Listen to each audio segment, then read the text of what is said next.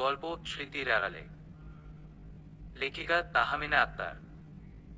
তোর স্বামী আজ দুপুরে আমার বুকে হাত দেওয়ার চেষ্টা করেছে আপু।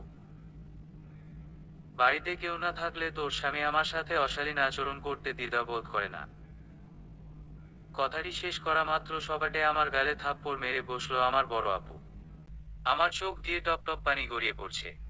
আমি জানতাম আমার আপু আজও এরকম একটা ভুল করবে, কারণ ও আমার থেকেও ওর স্বামীকে সবচেয়ে বেশি বিশ্বাস করে। আমার স্বামী অনেক ভালো মানুষ, তুই খারাপ। স্বামীকে তো কবে খেয়ে বসে আছিস, এখন নিজের চাহিদা মেটানোর খায়েশ আমার স্বামীকে দিয়ে পূরণ করতে চাইছিস। নিজের দোষ ঢাকতে আমার স্বামীর উপর এরকম একটা অপবাদ চাপিয়ে দিতে তোর কণ্ঠস্বর কাঁপল না। মাথা উঁচু করে আমার আপুর দিকে তাকিয়ে চোখে চোখ রেখে বললাম, আমার চাহিদার কথা বললে না, সেই চাহিদা মেটাতে তোমার স্বামীর প্রয়োজন আমার নেই। বরং তুমি হয়তো তোমার স্বামীর চাহিদা মেটাতে পারো না বলে তোমার বিধবা বোনের দিকে আজ তোমার স্বামী হাত বাড়িয়েছে। আজ হয়তো আমার দিকে হাত বাড়িয়েছে, অন্যদিন দেখবে অন্য মেয়ে নিয়ে তোমার সামনে ফুর্তি করবে। তুমি তাকিয়ে দেখা ছাড়া আর কিছুই করতে পারবে না। কি ভাবছিস তুলি? কারো ডাকে আমার পুরনো স্মৃতিচারণে ব্যাঘাত ঘটল। পিছনে ঘুরে দেখি আমার ঘরে মা এসেছে। মা এগিয়ে এসে আমার সামনে দাঁড়ালেন। আমার মুখের দিকে পলকহীন চোখে তাকিয়ে বললেন, আজও কাঁদছিস? মাকে দেখে যেন আমার মন মুহূর্তে কিশোরী সুলভ হয়ে গেল।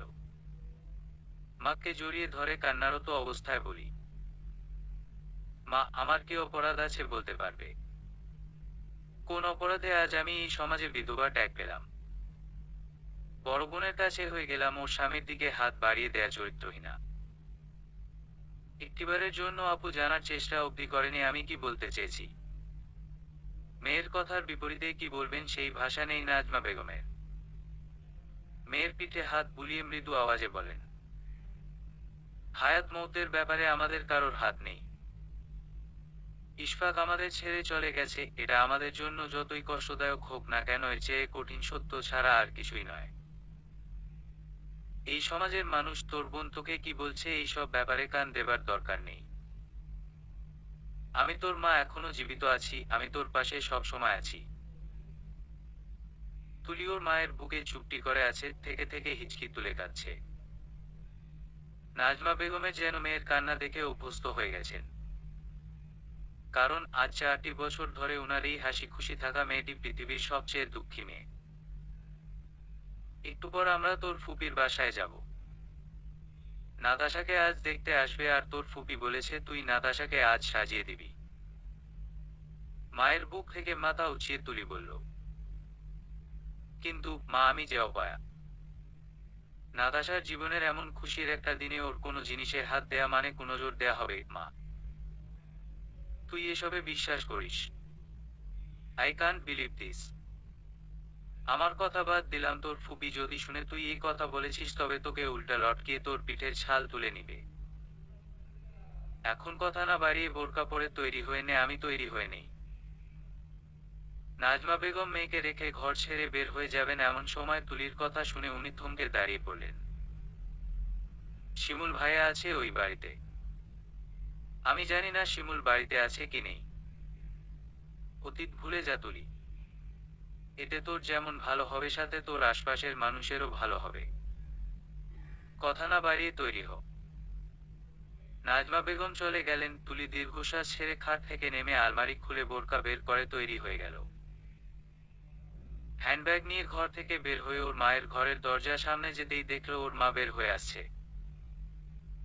এরপর একসাথে বের হয়ে রিকশায় চড়ে রওনা হলো ওর ফুপির বাড়ির উদ্দেশ্য।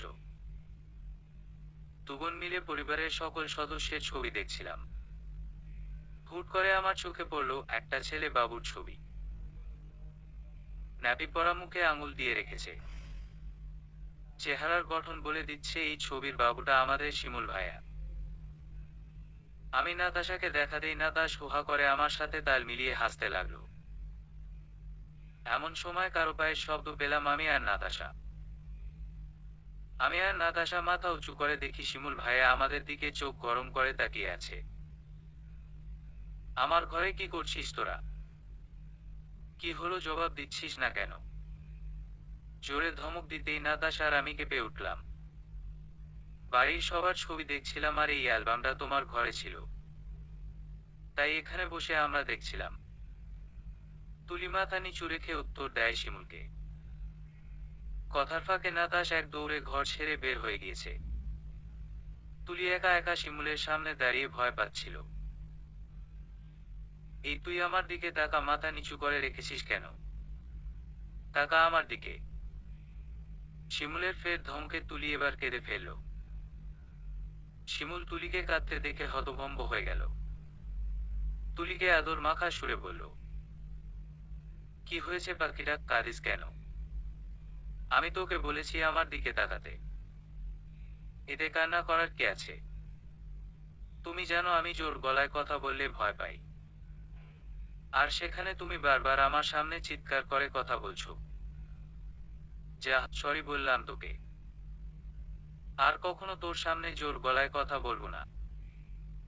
শিমুলকে কান ধরতে দেখো কিশোরী তুলি সেদিন চোখে পানি খিলখিলিয়ে হাসছিল। মায়ের ডাকে স্মৃতির জগৎ থেকে বের হয়ে রিকশা থেকে নেমে পড়লাম। মা রিকশা ভাড়া মিটিয়ে আমার পিছনে পিছনে আসছে। এই বাড়ির প্রতিটা কোণা আমার খুব পরিচিত, কারণ এই বাড়িতে থেকে শৈশব থেকে কৈশোর পা রেখেছিলাম আমি। অথচ আজ কয়েক বছর ধরে এই বাড়িতে ঠিক আগের মতো আসা হয় না। কলিং বেল বেজে উঠতেই হাসিমুখে দরজা খুলে বের হয়ে এলো তুলির ফুপি। এতদিন পর ভাইজিকে দেখে আনন্দে বুকে টেনে নিলেন। তুলি মুখে হালকা হাসির রেখা টেনে বলল, কেমন আছো ফুপি? ভালো আছি, তুই এত শুকিয়ে গেছিস কেন পাখি? আর বলিস না শিউলি, তোর ভাইজি না খেয়ে খেয়ে শরীরের এই হাল করে ফেলেছে। নাতাশা কই? পার্লারে গিয়েছে। তোরা উপরের ঘরে গিয়ে বিশ্রাম নে, নাতাশা এলে তোদের সাথে দেখা করবে। আমি আর মা সিঁড়ি বেয়ে যাচ্ছিলাম, এমন সময় আমাদের সাইড কাটিয়ে নিচের দিকে নেমে যায় শিমুল ভাইয়া। প্রথমে নিজের মনের ভুল মনে করলেও মাকে যখন ভালো মন্দ জিজ্ঞেস করলো, তখন সত্যি সত্যি মেনে নিলাম আমার সামনে দাঁড়িয়ে আছে নির্দয়, পাষাণ, নিষ্ঠুর আলফাজ শেখ শিমুল। কি রে তুলি, শিমুলকে জিজ্ঞেস করবি না ও কেমন আছে? ফুপির কথা শুনে আমি শিমুল ভাইয়ার দিকে এক পলক তাকিয়ে সিঁড়ি বেয়ে উপরের ঘরে চলে এলাম। যদি একটিবারের জন্য তাকাতাম তাহলে দেখতে পেতাম কেউ আমার দিকে অবাক ঘৃণা মিশ্রিত দৃষ্টিতে তাকিয়ে আছে। ঘরে এসে ওয়াশরুমে ঢুকে দরজা লাগিয়ে চুপ করে দাঁড়িয়ে আছি। এতক্ষণ ধরে চেপে রাখা চোখের পানিগুলো আপনা আপনি গড়িয়ে পড়তে লাগলো। কেন আজ আপনার সাথে আমার দেখা হলো? এত বছর বেশ ছিলাম আপনাকে না দেখে। কেন আমি যেটা চাই না সেটা আমার সাথে হয়? কেন? কেন? কেন? তুলির এই চিৎকার বুকের ভেতর চাপা পড়ে যাচ্ছে, কারণ এই কান্না বা দুঃখ কাউকে প্রকাশ করে দেখানো যায় না। তুলি, দরজা খোল। এই তুলি, দরজা খুলছিস না কেন? মায়ের ডাক শুনতে পেলাম। চোখে মুখে পানি দিয়ে ওয়াশরুম থেকে বের হয়ে এলাম। দরজার কাছে গিয়ে দরজা খুলতেই মা আর ফুপি ঘরে ঢুকে আমাকে জিজ্ঞেস করছে, হঠাৎ করে কি হলো তোর? শিমুলকে কিছু না জিজ্ঞেস করে চলে এলি? আসলে ফুপি, বাইরের করা রোদ দিয়ে এলাম তো হুট করে মাথা ব্যথা করছে, তাই মাথায় পানি দিলাম, দেখছো না চুল ভিজে আছে। বলেই কপালের ভেজা অংশ দেখিয়ে দিল তুলি। তুলির ফুপি আরো কিছু জিজ্ঞেস করবে এমন সময় শিমুল ভাইয়া মামা বলে ডেকে উঠতেই ফুপি ঘর ছেড়ে বের হয়ে গেলেন।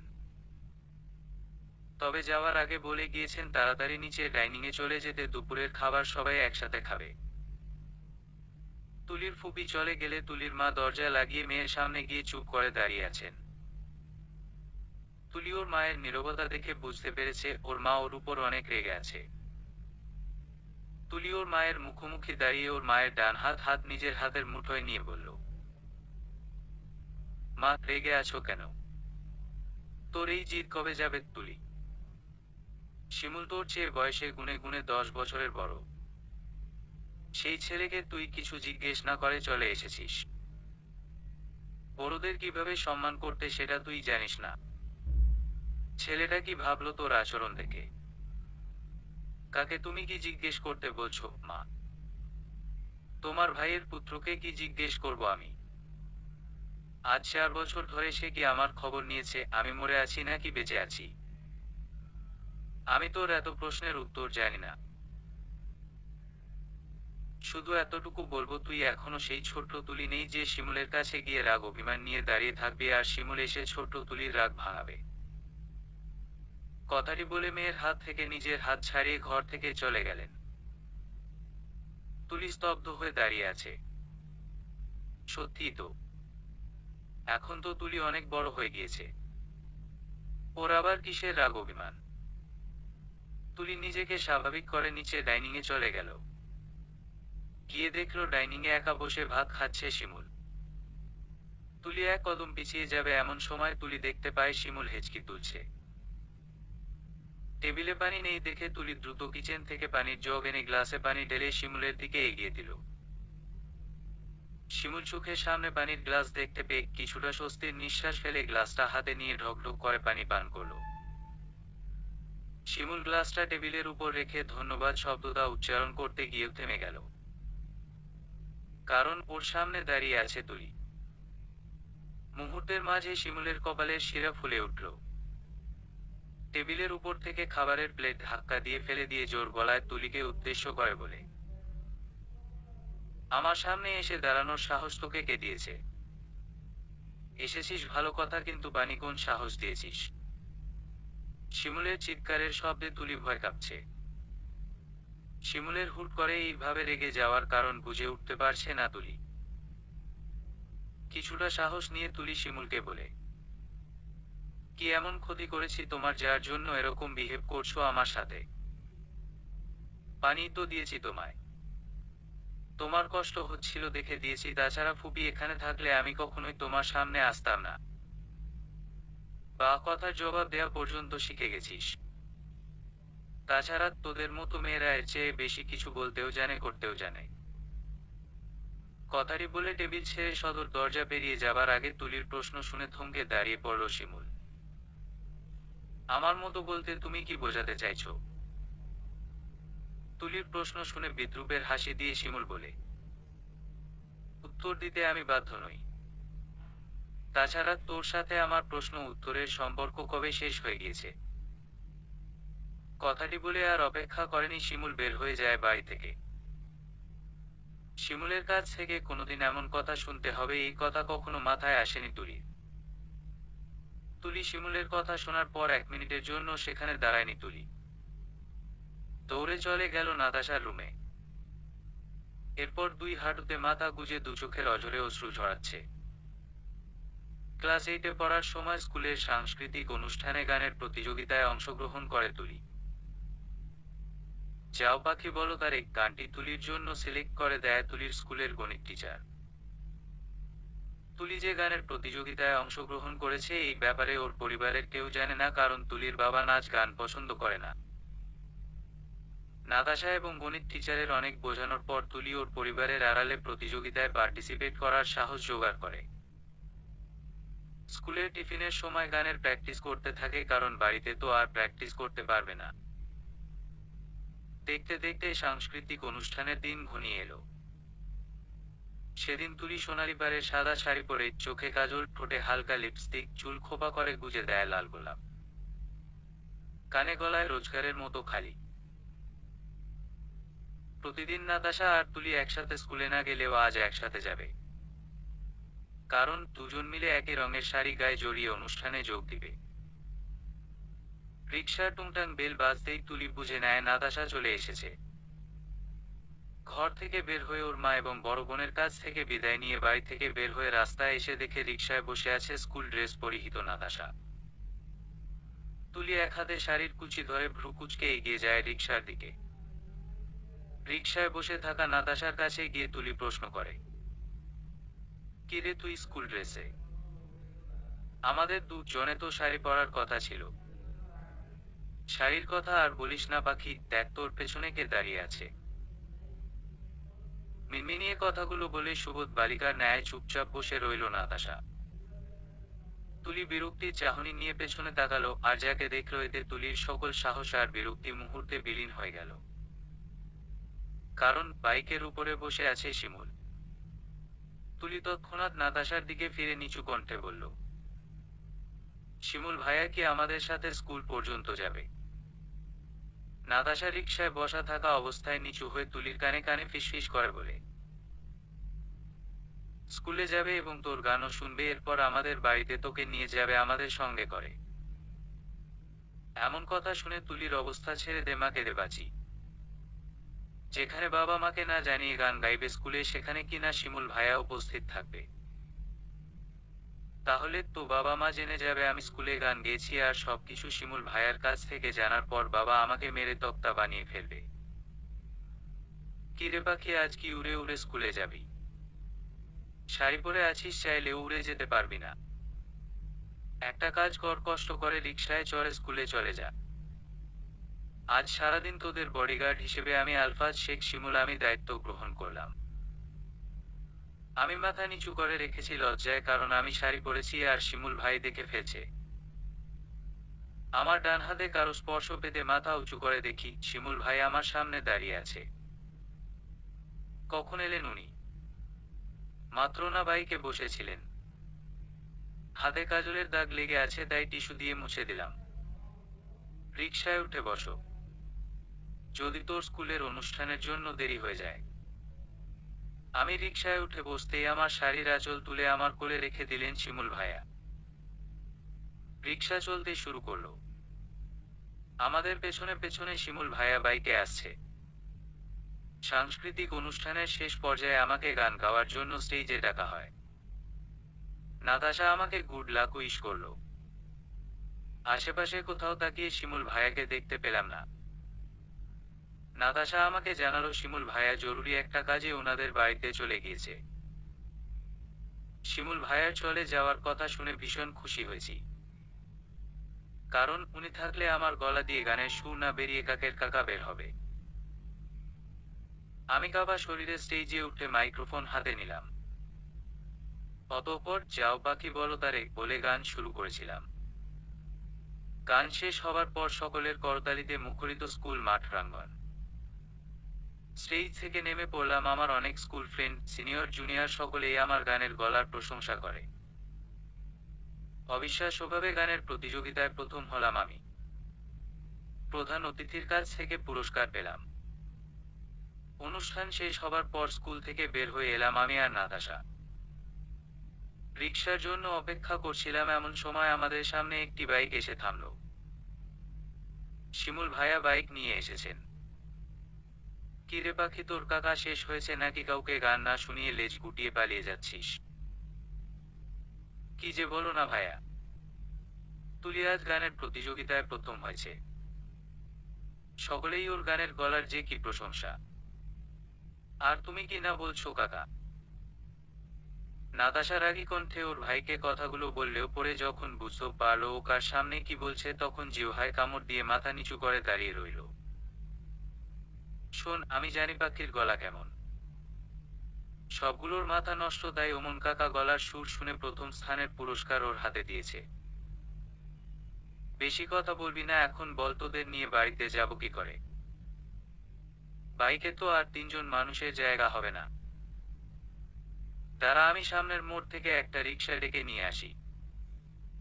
শিমুল ভাইয়া চলে গেলেন রিকশা খুঁজতে, আর নাতাশা আমাকে ওর ভাইয়ের কথায় রাগ করতে বারণ করছে। আমিও রাগ করিনি, কারণ আমি জানি আমাকে শিমুল ভাইয়া যা বলে সবই রাগানোর জন্য। কিছু সময় পর শিমুল ভাইয়া রিকশা নিয়ে এলে আমি আর নাতাশা রিকশায় বসে পড়লাম। শিমুল ভাইয়া রওনা হলেন ওনার বাইক নিয়ে, আর আমাদের রিকশা রওনা হলো শিমুল ভাইয়াদের বাড়ির উদ্দেশ্য। কি রে, এমন অবেলায় শুয়ে আছিস কেন পাখি? চোখ বুজে অতীতের স্মৃতিগুলো যখন মনে করতে ব্যস্ত, ঠিক তখনই কারো ডাকে আমি স্মৃতির জগৎ থেকে বের হয়ে এলাম। চোখ মেলে তাকিয়ে দেখি নাতাশা আমার দিকে চিন্তিত ভঙ্গিতে তাকিয়ে আছে। ইশফাক ভাইয়ার কথা ভেবে কান্না করছিস পাখি? নাতাশার কথা শুনে আমি অবাক হয়ে গালে হাত রাখতেই পানির উপস্থিতি টের পেলাম। তবে কি আমি পুরনো স্মৃতির পাতায় লেখা শব্দগুলোকে মনে করে কষ্ট পেয়েছি? যদি নাই বা পেয়ে থাকি, তবে আমার চোখে পানি এলো কেন? ইশফাককে মনে পড়ার কারণ ওর মৃত্যু হয়েছে বলে সমাজ আমাকে বিধবা বলতে পারে। ইশফাকের মৃত্যুতে যেমন ইশফাকের হাত নেই, ঠিক তেমনিভাবে আমার নিজের গায়ে বিধবা নামক যে তকমা লেগেছে সেটাতে আমার হাত নেই। জানালার দিকে তাকিয়ে কথাগুলো বলছে তুলি। নাতাশা সব কথা শোনার পর দীর্ঘশ্বাস ফেলা ছাড়া আর কিছুই করার নেই। চোখের পানি মুছে জানালার কাছ থেকে সরে এসে নাতাশার পাশে এসে বসল তুলি। নাতাশার হাতের উপর হাত রেখে তুলি বলল, সাইমনের কি খবর? আর তোদের রিলেশনশিপ? সাইমনের নামটি শোনার পর নাতাশার মুখে লজ্জার আবির্ভাব হলো। মাথা নিচু করে নাতাশা উত্তরে বলে, আজ সাইমনের পরিবার আসবে। কিভাবে যেন সাইমন ওর পরিবারকে কনভিন্স করেছে আর আজ আমাদের বাসায় আসবে বিয়ের কথাবার্তা পাকা করতে, অথচ ভাইয়া আর মা জানে ওনারা আমাকে দেখতে আসবে। সবই বুঝলাম, কিন্তু শিমুল ভাইয়া বা ফুপি যদি রাজি না হয়? চিন্তিত মুখে কথাটি বলল তুলি। রাজি না হয়ে উপায় নেই, কারণ সাইমন ছেলেটা এমন, যাকে দেখলে রিজেক্ট করার কোনো কারণ নেই। দোয়া করি তুই সাইমনের সাথে সুখে থাক। তুই তো সেজেগুজে পার্লার থেকে এলি, আর মা আমাকে এখানে কি বলে নিয়ে এসেছে জানিস? বলেছে তোর ফুপি তোকে বলেছে নাতাশাকে সাজিয়ে দিতে। এখন বল তো কেমন লাগে? মামি জানে তোকে কিভাবে রাজি করাতে হয়। আমাকে না হয় না সাজিয়ে দিবি, কিন্তু তুই তো সাজতে পারিস। নাতাশার কাছ থেকে এমন কথা তুলি হয়তো আশা করেনি। অবাক মিশ্রিত চাহনিতে তাকিয়ে তুলি নাতাশাকে বলে, আমার সাজ কার জন্য নাতাশা? যার জন্য আমার সাজ সেই তো নেই। এখন আমার রূপ কেউ দেখবে না, বরং এই সাজে আমাকে কেউ দেখলে বাঁকা নজরে দেখবে। আমি যেভাবে আছি বেশ আছি। তুই ঠিক নেই তুলি। তোর বয়স কত হয়েছে? এইভাবে সাদা শাড়ি পরে তুই কাকে কি বোঝাতে চাইছিস? এই সমাজকে তুই বোঝাতে চাইছিস যে তুই বৈধব্য গ্রহণ করেছিস? আমি কাউকে কিছুই বোঝাতে চাই না। ইশফাকের নামে সাদা শাড়ি আমার কাছে আশীর্বাদ স্বরূপ। এই একটা মানুষকে যতটা সম্মান করা যায় ততটাই কম হবে। আমার শরীরের কমতি মেনে নিয়ে আমাকে তার স্ত্রী হিসেবে গ্রহণ করেছিল, কিন্তু সেই মানুষটার স্ত্রী হিসেবে আমি এক রাতের জন্য থাকতে পারিনি। সেই মানুষটার কি অপরাধ ছিল আর আমার কি অপরাধ ছিল? বলতে পারবি নাতাশা? নাতাশা কি উত্তর দিবে জানে না, তবুও তুলিকে সান্ত্বনা দেওয়ার জন্য তুলির দু হাত হাত হয়ে বলল, জন্ম যেদিন হয় মৃত্যু সেদিন থেকে তারা দিতে থাকে। হয়তো আজ নয়তো কাল, কিন্তু মৃত্যু একদিন আসবে। ইশফাক ভাইয়ের জন্য এখন দোয়া ছাড়া আর কিছুই করতে পারবি না। আর রইল তোর কথা, তুই এতটা বড় হয়ে যাসনি বুঝলি। এই সাদা কাপড় পরা বাদ দে, সামনের দিকে অগ্রসর হ। এখন চল, সুন্দর দেখে একটা থ্রি পিস পরে নে। আমি জানি এখন তুই বলবি, তাই বলছি সাজগোজের দরকার, শুধু থ্রি পিস পরে নে। তুলি নাতাশার কথায় হার মেনে নিয়ে রাজি হলো। কারণ আজ নাতাশার অনেক গুরুত্বপূর্ণ একটা দিন। মেয়েটাকে বারণ করে দিলে মন খারাপ করে বসে থাকবে। সন্ধ্যার কিছু সময় পর সাইমনের পরিবার চলে আসে। ওনারা এসে তাগাদা দিচ্ছেন নাতাশাকে দেখার জন্য। তুলির ফুপি নাতাশার ঘরে গিয়ে তুলিকে উদ্দেশ্য করে বলেন, তুলি, নাতাশাকে নিয়ে আয় তো। নাতাশা মাথার ঘুমটাটা আরেকটু বড় করে দে। কথাটি বলে আবারও তাড়াহুড়ো করে চলে গেলেন। নাতাশা ওর ঘুমটা বড় করে দিল। তুলি এসে নাতাশার হাত ধরে নিচের ড্রয়িং রুমে নিয়ে যাচ্ছে। তুলি নাতাশাকে সাইমনের মায়ের পাশে বসিয়ে দিয়ে কিচেনে চলে গেল। এদিকে নাতাশাকে দেখে সাইমনের বাবা মা ভাইয়ের বউ পছন্দ করে। ওনারা বিয়ের পাকা কথা বলতেই নাতাশার বাবা জানায়, মাশাআল্লাহ, ছেলে আমাদের পছন্দ হয়েছে। কারণ সাইমন ব্যক্তিগতভাবে আমার পরিচিত। বিয়ের পাকা কথা যেহেতু আজই বলতে চাইছেন, তাহলে আমি বলবো আগামী শুক্রবার বিয়ের দিন ধার্য করতে। কারণ আমার একমাত্র ছেলে এবং নাতাশার বড় ভাই শিমুল 15 দিন পর আবারও ডিউটিতে যোগ দিতে বান্দরবন চলে যাবে। আলহামদুলিল্লাহ, তাহলে আগামী শুক্রবার বিয়ের দিন ধার্য করা হলো। সাইমনের পরিবার চলে গেল। নাতাশা ওর ঘরে গিয়ে বসে আছে। লজ্জায় নিজের বাবা মায়ের সামনে যেতে ইচ্ছে করছে না। মেহমানরা চলে যাবার পর থেকে তুলি ওর মা আর ফুপির সাথে কাজে সাহায্য করছে। কাজ শেষ হতেই সবাই একসাথে খেতে বসলো। তুলি আর নাতাশা পাশাপাশি চেয়ারে বসে খাবার খাচ্ছে। নাতাশার বাবা খাবার খেয়ে সেই কখন ঘরে চলে গিয়েছে। তুলির মা আর ফুপি আরো পরে খাবেন বলে জানিয়েছে। নাতাশা আর তুলি রাতের খাবার শেষ করে ঘরে চলে গিয়েছে। সকালে বেশ কাজ আছে, কারণ বিয়ের আর মাত্র 5 দিন বাকি। রাত তখন বেশ গভীর। ব্যস্ততম শহরের মানুষেরা বুঝি ক্লান্ত হয়ে ঘুমিয়ে পড়েছে। ঘুম নেই তুলির চোখে। দু চোখ বুঝলে মনে পড়ে যায় কারো আকুতিব্রা টলটলে কৃষ্ণা পাখি, বেঁচে থাকার আকুলতা ছিল সেই দৃষ্টিতে। কিন্তু উপরওয়ালা তো অন্য কিছু ভেবে রেখেছিলেন, তাই তো সবাইকে ছেড়ে চলে গেলেন না ফেরার দেশে। তুলি ধীর পায়ে খাট থেকে নেমে দরজা খুলে বের হয়ে ছাদের উদ্দেশ্য যাওয়ার জন্য হাঁটতে লাগলো। ছাদে প্রবেশ করার পর চাঁদের এক ফালি কিরণ তুলির পুরো শরীরকে ছুঁয়ে দিচ্ছে। আকাশে আজ পূর্ণ চাঁদের দেখা মিলেছে। সেই চাঁদের আলোয় পরিপূর্ণ হয়ে আছে পুরো চট্টগ্রাম শহর। তুলি হাঁটতে হাঁটতে ছাদের রেলিংয়ের পাশে গিয়ে দাঁড়ালো।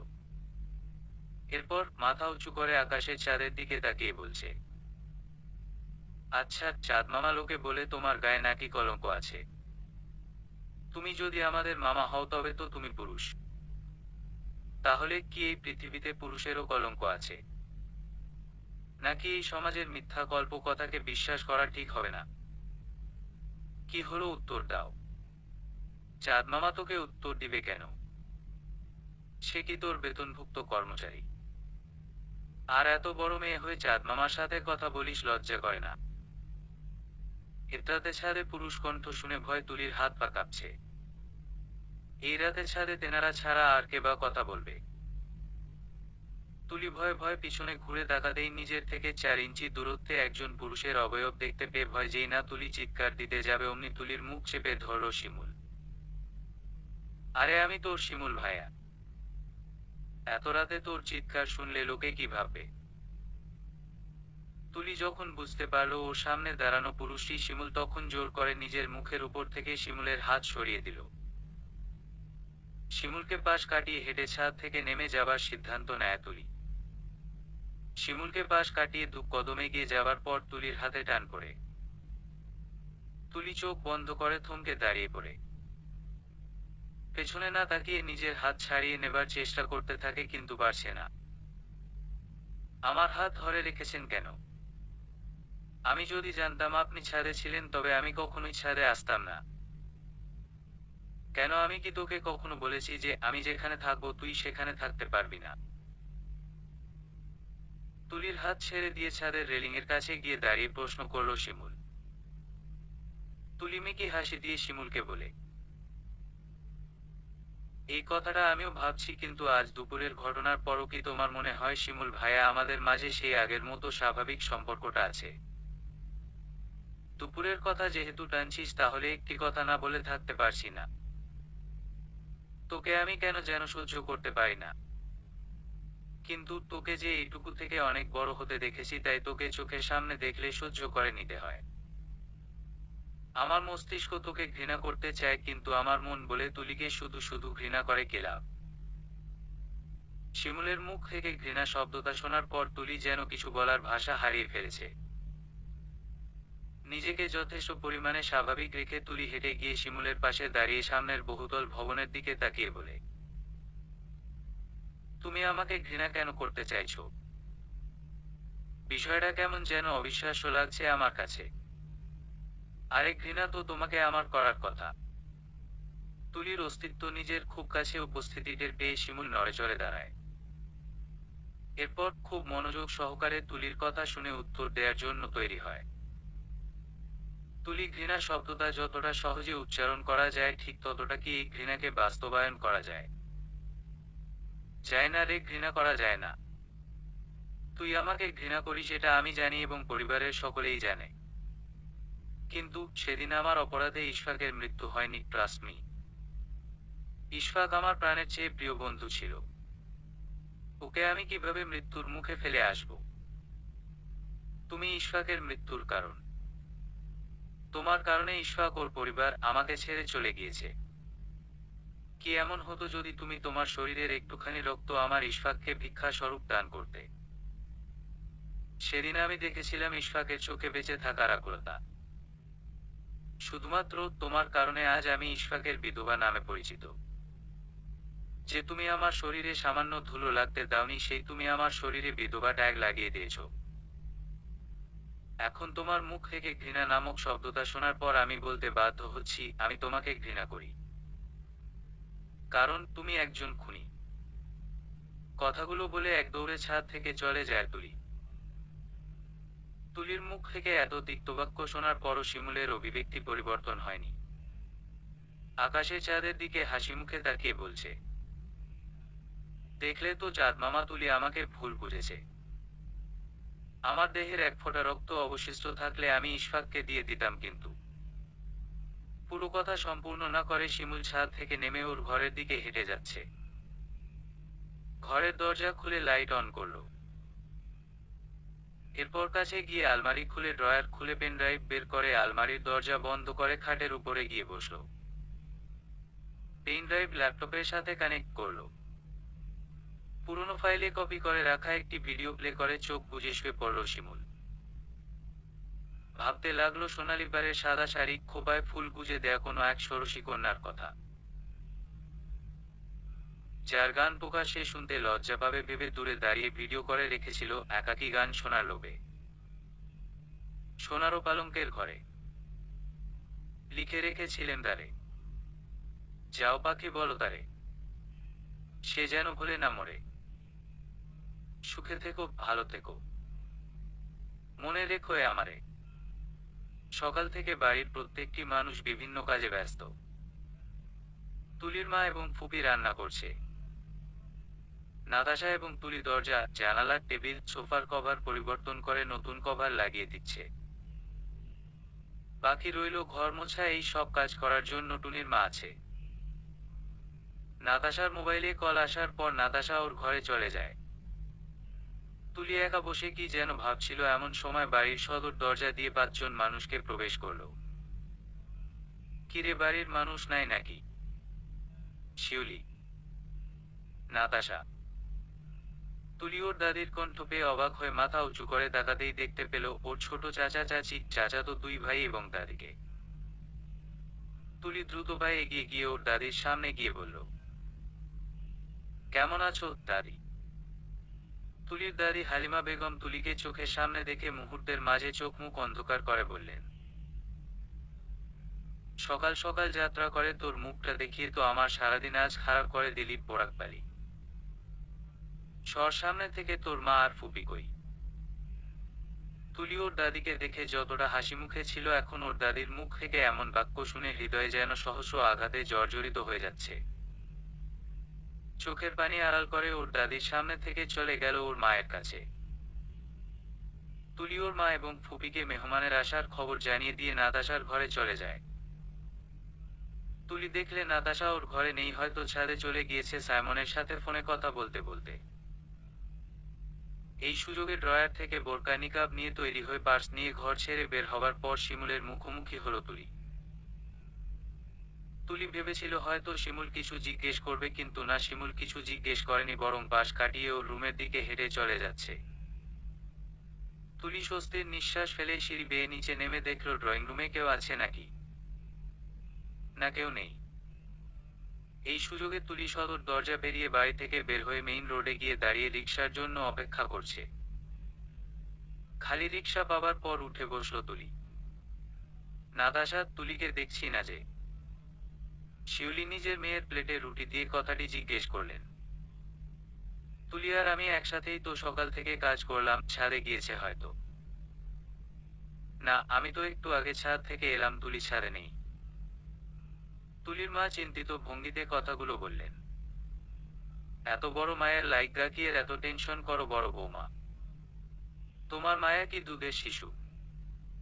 তুলির দাদি কথাটি শেষ করা মাত্র শিমুল ডাইনিং টেবিলের কাছে উপস্থিত হলো। শিমুল ওর নানির পাশের চেয়ারটি টেনে বসল। শিমুলকে দেখে উপস্থিত সবাই কথা বন্ধ করে যার যার মতো করে খাবার খাচ্ছে। শিমুল তুলির মায়ের মুখের দিকে তাকিয়ে দেখল ওর মামির মুখ মেয়ের চিন্তায় এইটুকুন হয়েছে। মা, আজ আমার সকালের যাত্রাটা নষ্ট হয়ে গেল। এখন কি করা যায় বলো তো? নাতির মুখ থেকে এহেন কথা শুনে হালিমা বেগম শিমুলের কথায় সায় দিয়ে বললেন, হ ভাই, আমিও সকালে তবু বাইতোপা রাহনের পর ওই পোড়াকপালির মুখটা দেখছি। তোর আর আমার আজকের যাত্রা একেবারে শেষ। বড় বৌমা যতদিন এই বাড়িতে থাকবা তোমার ওই বিধবা মায়েরে কইবা সকাল সকাল ওর মুখ কাউরে না দেখাইতে। আর শিউলি তোরে এই জীবনেও বুঝাইতে পারুম না। তোর মায়ের বিয়ার শুভকামে একটা বিধবা মায়ের হাত লাগাইবি। নিজের শাশুড়ির কাছ থেকে নিজের মেয়ের সম্পর্কে এমন কথা শুনে অঝোর ধারায় কাঁদছেন। দাদি, আমি কিন্তু একবারও তুলির নাম বলিনি। আমি বলেছি তোমার কথা। কারণ সাত সকালে ঘুম থেকে জেগে তোমার পাশে বসে আমাকে নাস্তা খেতে হচ্ছে। তুমি তো আবার তুলির মতো বিধবা। তুলি বিধবা হলো আজ 2 বছর আর তুমি 25 বছর ধরে। মা, তোমার মাকে আর তোমার ভাইজিকে একই ঘরে থাকতে দিবে যতদিন পর্যন্ত নাতাশার বিয়ে না হচ্ছে। নাতাশার বিয়ের কোনো জিনিসে তোমার হাত যেন না লাগে নানি। এই সব তুই কি কইতাছস? অবাক হয়ে নিজের নাতির দিকে তাকিয়ে প্রশ্ন করলেন হালিমা বেগম। আমি তো এই ব্যাপারে জানতাম না, কিন্তু আজ সকালে দেখলাম তুমি তুলিকে যাত্রার ব্যাপারে কথা বলছো। এখন ভেবে দেখলাম তুলি এই সমাজের যেই ক্যাটাগরির মানুষ তুমিও সেই একই ক্যাটাগরির মানুষ নানি। বিধবা বিধবাই হয়, হোক সে যুবতী হোক সে বৃদ্ধা। কথাগুলো বলে চেয়ার ছেড়ে চলে যেতে গিয়েও থেমে গেল শিমুল। ঘাড় ঘুরিয়ে তুলির মায়ের দিকে তাকিয়ে বলল, মামি, তুলি বোরকা পরে একটু আগে কোথায় যেন চলে গিয়েছে। আপনি কল করে জিজ্ঞেস করে আমাকে জানান, আমি গিয়ে ওকে নিয়ে আসবো। শিমুল ওর ড্রয়িং রুমে সোফায় বসে টেলিভিশন দেখতে বসে পড়ল। ডাইনিং টেবিলের বসা প্রত্যেকটি সদস্য হালিমা বেগমের দিকে তাকিয়ে আছে। হালিমা বেগম মাথা উঁচু করতেই সবাই ঘাড় নিচু করে খাবার খেতে লাগলো। আমার বাবা আব্দুল মান্নান প্রবাসে থাকাকালীন মৃত্যুবরণ করেন। ছোট থেকে বাবার আদর না পেয়ে বড় হয়ে ওঠা আমি আর আমার বড় আপু কণা বাবার মৃত্যুর খবর পেয়ে যেন পাথর হয়ে গিয়েছিলাম। কারণ আমাদের দুবোন এতটুকু বিশ্বাস করতাম আজ না হোক কোনো একদিন বাবা প্রবাস জীবন শেষ করে আমাদের কাছে ফিরে আসবে। বাবার লাশ কিভাবে দেশে ফিরিয়ে আনবে এই নিয়ে আমার মা নীলুফা বিভিন্ন জায়গায় ঘুরে ফিরে খালি হাতে বাড়িতে ফিরে আসেন। 1 মিনিট, আপনার মা কেন বিভিন্ন জায়গায় গিয়েছিলেন? আপনার পরিবারের কেউ নেই? আমাদের পরিবার ছিল যতদিন আমার বাবার পরিশ্রমের টাকা ওনাদের ব্যাংকে জমা হতো। আমার বাবার মৃত্যুর খবর জানার পর আমার ছোট চাচার পরিবার আসেনি, কারণ ওনার 2 ছেলের পড়াশোনা আছে, আমাদের কান্নাকাটি দেখলে ওদের মস্তিষ্কে চাপ পড়বে। এরকম কিছু অজুহাত দেখিয়ে আমার চাচি আর ওনার 2 ছেলে আসতে চায়নি। চাচা এসেছিলেন যখন ওনাদের আমার প্রয়োজন ছিল না। আপনার বাবার লাশ দেশে ফিরিয়ে আনতে পেরেছেন। হুম। আমার ফুফাতো ভাই পুলিশ অফিসার আলফাজ শেখ শিমুলের বন্ধু ইশফাক নওয়াজের সাহায্যে আমার বাবার লাশ দেশে ফিরিয়ে আনতে পেরেছি। বাবার মৃত্যুর দীর্ঘ 1 মাস পর বাবার লাশ যেদিন দেশে আসে তখন আত্মীয় অনাত্মীয় সবাই আমার বাবার লাশকে জানাজা দিতে এসেছিল। সবার সাথে আমার ছোট চাচা আসে। জানাজা শেষে দাফন সম্পন্ন হবার আমার মা বোন আমাকে সান্ত্বনার বাণী শুনিয়ে দাদিকে সঙ্গে নিয়ে চলে যায়। 4 দিন পর আমার বড় আপু আর স্বামী চলে যায় বাড়িতে, থেকে গেলাম আমি আর আমার মা। ইশফাকের সাথে লাভ ম্যারেজ নাকি অ্যারেঞ্জ ম্যারেজ ছিল? ইশফাকের সাথে আমার অ্যারেঞ্জ ম্যারেজ হয়। আমাদের পরিবারকে উনি সাহায্য করার কারণে আমার মা ওনাকে বেশ স্নেহ করত। বছরের অধিকাংশ সময়ে আমার ফুফাতো ভাইয়ের সাথে উনি আমাদের বাসায় আসতেন। এইভাবে চলতে চলতে আমার এসএসসির পরীক্ষার রেজাল্ট বের হবার 1 সপ্তাহ পর ইশফাকের পরিবার আমাদের বাড়িতে আসে আমার জন্য ইশফাকের বিয়ের প্রস্তাব নিয়ে। সব দিক দিয়ে বিবেচনা করে আমার মা আমার কাছ থেকে সম্মতি নিয়ে ইশফাকের সাথে আমার বিয়ের সিদ্ধান্ত নেয়। ধুমধাম আয়োজনে আমাদের বিয়ে সম্পন্ন হয়। বিয়ের আনুষ্ঠানিকতা শেষ হবার পর বরযাত্রীবাহী গাড়ি রওনা হয় আমার শ্বশুরবাড়ির উদ্দেশ্য। কিন্তু বরযাত্রীর গাড়ি আমার শ্বশুরবাড়িতে পৌঁছায়নি। কারণ রাস্তায় মালবাহী ট্রাক সামনের দিক থেকে এসে আমাদের গাড়িকে ধাক্কা দিলে গাড়ি নিয়ন্ত্রণ হারিয়ে পাশের খাদে পড়ে যায়। এরপরের ঘটনা আমার জানা নেই। হুঁশ আসার পর নিজেকে হসপিটালের বেডে আবিষ্কার করি। অ্যাক্সিডেন্টে আমার ডান হাত ভেঙে যায়। আমার মা আর বড় আপুকে আমার বেডের পাশে দাঁড়িয়ে অঝরে কাঁদতে দেখেছি আমার জন্য। কিন্তু সেদিন আমি নিজের থেকেও ইশফাকের জন্য বেশি চিন্তা হয়েছিল। ইশফাকের খবর জানতে চাইলে মা বলে ইশফাকের মাথা ফেটে যাবার কারণে প্রচুর রক্তক্ষরণ হবার কারণে 2 ব্যাগ রক্তের প্রয়োজন। কিন্তু এবি পজিটিভ ব্লাডের ডোনার কোথাও খুঁজে পাওয়া যাচ্ছে না। হুট করে আমার মনে পড়ে গেল আমার ফুফাতো ভাই শিমুলের ব্লাড গ্রুপ এবি পজিটিভ। আমি মায়ের কাছে মোবাইল নিয়ে কল করলাম শিমুল ভাইয়ের কাছে, কিন্তু উনি রিসিভ করেনি। 1 ঘন্টা লাগাতার কল করার পরও যখন শিমুল কল রিসিভ করলো না, তখন হাল ছেড়ে দিয়ে মায়ের মুখের দিকে তাকিয়ে রইলাম। এমন সময় আমার বড় আপুর স্বামী এসে আমাকে বললেন, তুলি, ইশফাক আমাদের সবাইকে ছেড়ে এই পৃথিবী থেকে বিদায় জানিয়ে চলে গিয়েছে। ইশফাকের বোন ইশফাক গাড়ির ড্রাইভার কেউই বাঁচেনি, ভাগ্যের জোরে আমি বেঁচে আছি। সেই ঘটনার 1 সপ্তাহ পর ইশফাকের বাবা মারা যায় হসপিটালে চিকিৎসাধীন অবস্থায়। কথাগুলো শেষ করে সামনের টেবিলে রাখা 1 গ্লাস পানি ঢোক ঢোক করে পান করলো তুলি। শিমুলের ব্যাপারটা কেমন খটকা লাগছে তুলি। ও তো এমন ছেলে নয় যে কারো বিপদ শুনেছে আর ও হাত গুটিয়ে বসে আছে। আজকের দিনে চাকরির বাজারে এসএসসি সার্টিফিকেটে চাকরি পাওয়া যায় না তুলি। তবুও আমি চেষ্টা করব। তুমি দুশ্চিন্তা করো না। ধন্যবাদ ম্যাম। আমি চলি। এসো। তুলি বের হয়ে গেল ওর বাংলা টিচার ফারজানা হকের ফ্ল্যাট থেকে।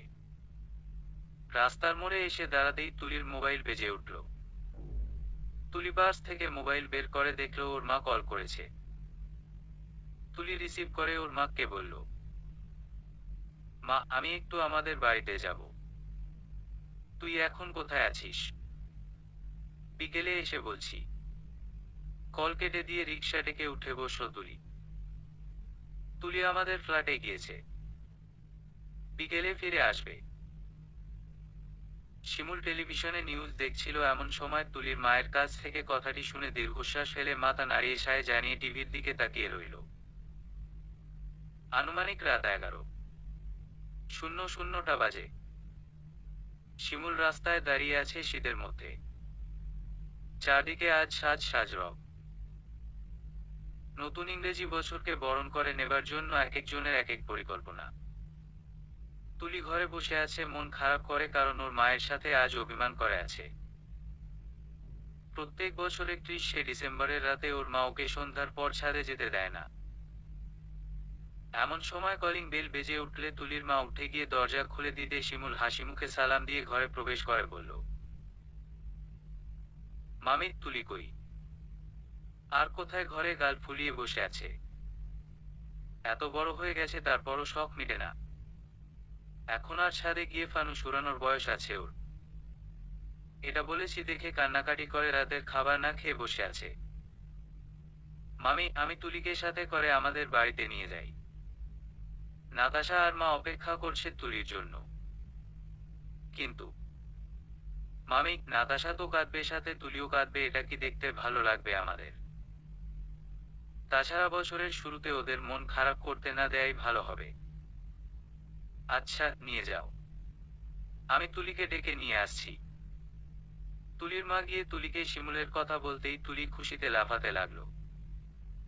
গায়ে শাল জড়িয়ে ঘর ছেড়ে বের হয়ে শিমুলের সামনে গিয়ে বলল, আমরা কি সত্যি আজ ফানুস উড়াবো? তুলির প্রশ্নের উত্তরে শিমুল চোখের ইশারায় হ্যাঁ জানাতেই তুলির চোখে মুখে খুশি রেখা দেখা যাচ্ছে। ভালোমতো নাক মুখ ঢেকে বাইকে উঠিস, বাইরে যে ঠান্ডা পড়েছে। ঠিক আছে মা। তুলি ওর মায়ের গালে চুমু দিয়ে শিমুলের সাথে বের হয়ে যায়। রাস্তায় দাঁড় করিয়ে রাখা বাইকে উঠে বসল শিমুল। এরপর হেলমেটটা নিয়ে তুলির মাথায় পরিয়ে দিয়ে বলল, নে এবার উঠে বসে পড়। তুমি পড়বে না? আমার লাগবে না। এখন বেশি কথা না বলে জলদি উঠ। দেরি হয়ে যাচ্ছে, 12টা বাজতে আর 20 মিনিট বাকি। শিমুল কথাটি বলে তুলির হাত ধরে বাইকের পিছনে বসিয়ে দিল। তুলি শিমুলের কাঁধে হাত রেখে শক্ত হয়ে বসতেই শিমুল বাইক স্টার্ট করে বাড়ির পথে রওনা হলো।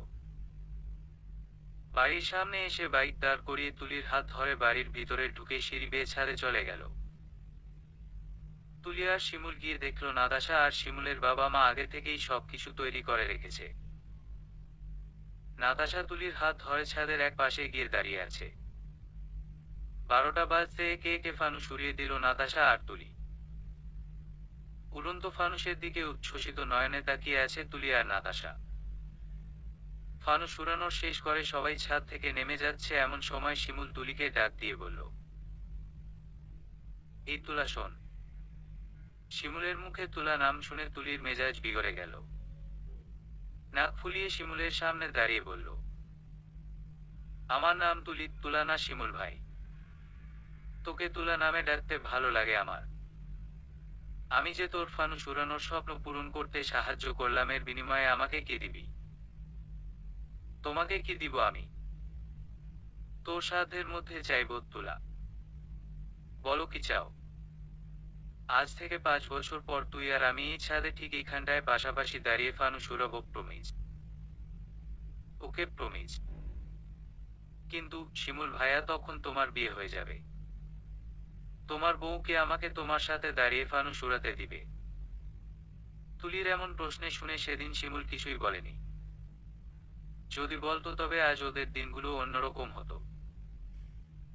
মোবাইলের রিংটোনে কল্পনার জগৎ থেকে বের হয়ে এলো শিমুল। মোবাইল হাতে নিয়ে দেখলো ওর বন্ধু রুমেল কল করেছে। কল রিসিভ করে শিমুল বলল, অপেক্ষা কর, আমি আসছি।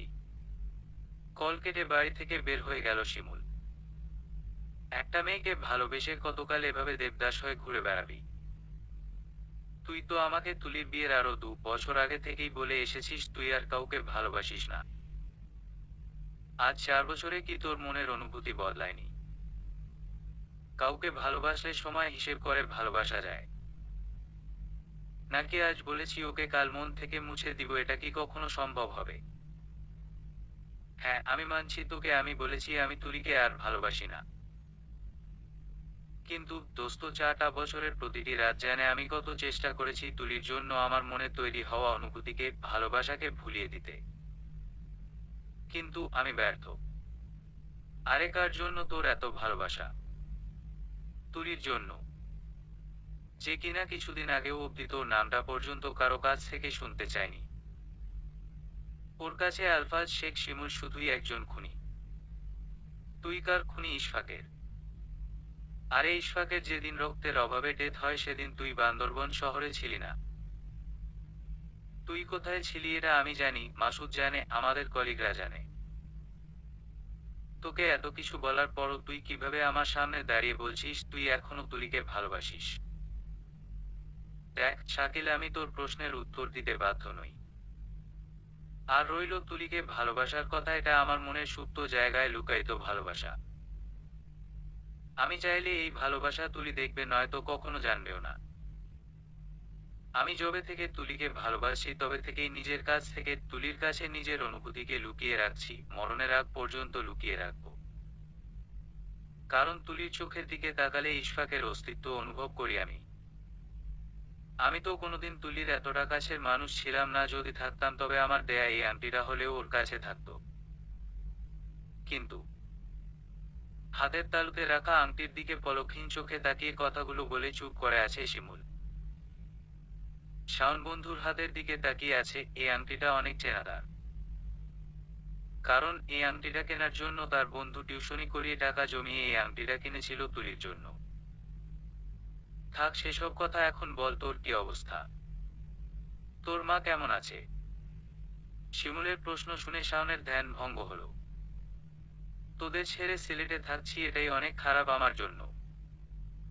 কিন্তু কেউ একজনের জন্য আগের মতো এতটা খারাপ লাগে না, বুঝলি? কেউ একজন বলতে ভাবি। ভাবি না হবু ভাবি। আগামী মাসের 3 তারিখে বিয়ে আমাদের। আজ তো মাসের 20 তারিখ, তার মানে হাতে বাকি আছে 13 দিন। সময় খুবই কম, তাই আগে থেকেই তোদের সাথে দেখা করে ওয়েডিং কার্ড দিয়ে যাচ্ছি। কারণ তোদের মোবাইলে দাওয়াত দিলে পাত্তা পাওয়া যাবে না। প্লিজ দোস্ত, চলে আসিস সিলেটে। আমার বিয়েতে অ্যাটেন্ড করতে পারবি, আবার চা বাগানের শহরকে নিজ চোখে দেখে আসতে পারবি। আচ্ছা, যাব। আজ শলি, তুই সময় মতো চলে আসিস আগামীকাল আমাদের বাড়িতে। আসবো মানে দাওয়াত না দিলেও চলে আসতাম। বিয়ে বাড়ি মানে সুন্দর সুন্দর মেয়ে। বিয়ে হয়ে গেলে আর এমন সুযোগ আসবে না, তাই নাতাশার বিয়ের উসিলায় হোক ব্যাচেলার লাইফের শেষ বিয়েতে একটু আনন্দ করা যাবে। শাওনের থেকে বিদায় নিয়ে চায়ের দোকান থেকে বের হলো শিমুলের পর বাইকে নিয়ে রওনা হলো বাড়ির পথে। ড্রয়িং রুমে বসে আছে নাতাশার বাবা মা, নাতাশা, দাদি, তুলির মা নীলুফা, ওর ছোট চাচা চাচি এবং ওনাদের 2 ছেলে। আলোচনা চলছে নাতাশার বিয়েতে কার কোন দায়িত্ব। যেহেতু সময় খুব কম, তাই কনভেনশন সেন্টার এত কম সময়ে বুকিং দেয়া যাবে না। তাই হলুদের অনুষ্ঠান ছাদে, বিয়ে গার্ডেন এরিয়ায়। শিমুলকে দেখছি না যে? শিমুলের বাবা প্রশ্ন করলেন শিমুলের মাকে। সকালের নাস্তা খেয়ে যে বের হয়েছে, এখনো বাড়িতে ফিরে আসেনি। ছেলেটা আমার কেমন যেন হয়ে গেছে। চেহারায় কোনো উৎফুল্লতা নেই, যা আছে শুধুই গম্ভীরতা। মন খারাপের সুরে কথাগুলো বলে উঠল শিউলি। মেয়ের মন খারাপ দেখে হালিমা বেগম চট করে নিজের মেয়ের জামাইকে বললেন, বাবা, বলছিলাম কি, শিমুলের তো বিয়ের বয়স কম হলো না, 32 বছরের তাগড়া যুবক এখন। ভালো একটা মায়া দেখা ওরে শাদি করাইয়া দাও, দেখবা এখনকার মতো আর থাকবো না। আম্মা, আপনার নাতিকে অনেকবার ওর মা বিয়ের কথা বলেছে, কিন্তু শিমুলের সামনে বিয়ে শব্দটা উচ্চারণ করা যায় না। এত বড় ছেলে আমাদের পুলিশ ডিপার্টমেন্টে চাকরি করছে। আমাদের কাছে প্রতিদিন ভালো ভালো পরিবার থেকে বিয়ের প্রস্তাব আসে শিমুলের জন্য, কিন্তু যার জন্য আসে সে যদি রাজি না হয়, এতে আমাদের কি বা করার আছে? দুলাভাই, মেয়ে ঘটিত কোনো ব্যাপার নেই তো? শিমুলের ছোট মামা দুলালের কথায় উপস্থিত সকলের টনক নড়ে। যদি শিমুলের কোনো প্রেম থাকতো তবে ও সবার আগে তৃণাকে বলতো। কিন্তু কই, আজ পর্যন্ত তৃণার কাছ থেকে এমন কোনো কথা শুনিনি। আচ্ছা ভাবি, তৃণা কবে আসবে? ননদের মুখ থেকে বড় মেয়ে তৃণার কথা শুনে নীলুফা বললেন, ও হলুদের অনুষ্ঠানের দিন আসবে।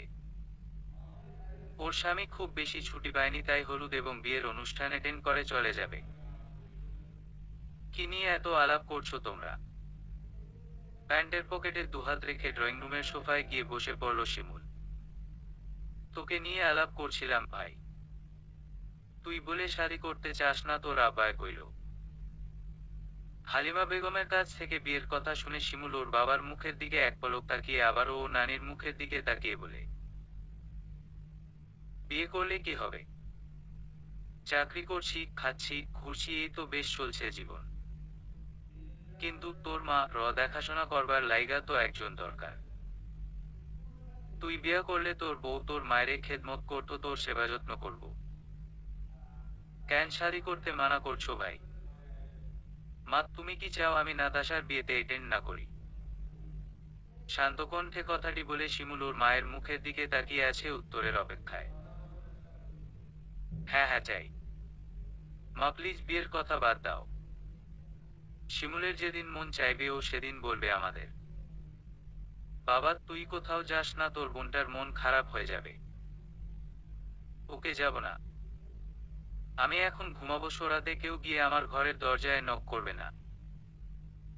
কথাটি বলে শিমুল সিঁড়ি বেয়ে উপরের দিকে যাচ্ছিল, এমন সময় নীলুফা শিমুলকে উদ্দেশ্য করে বললেন,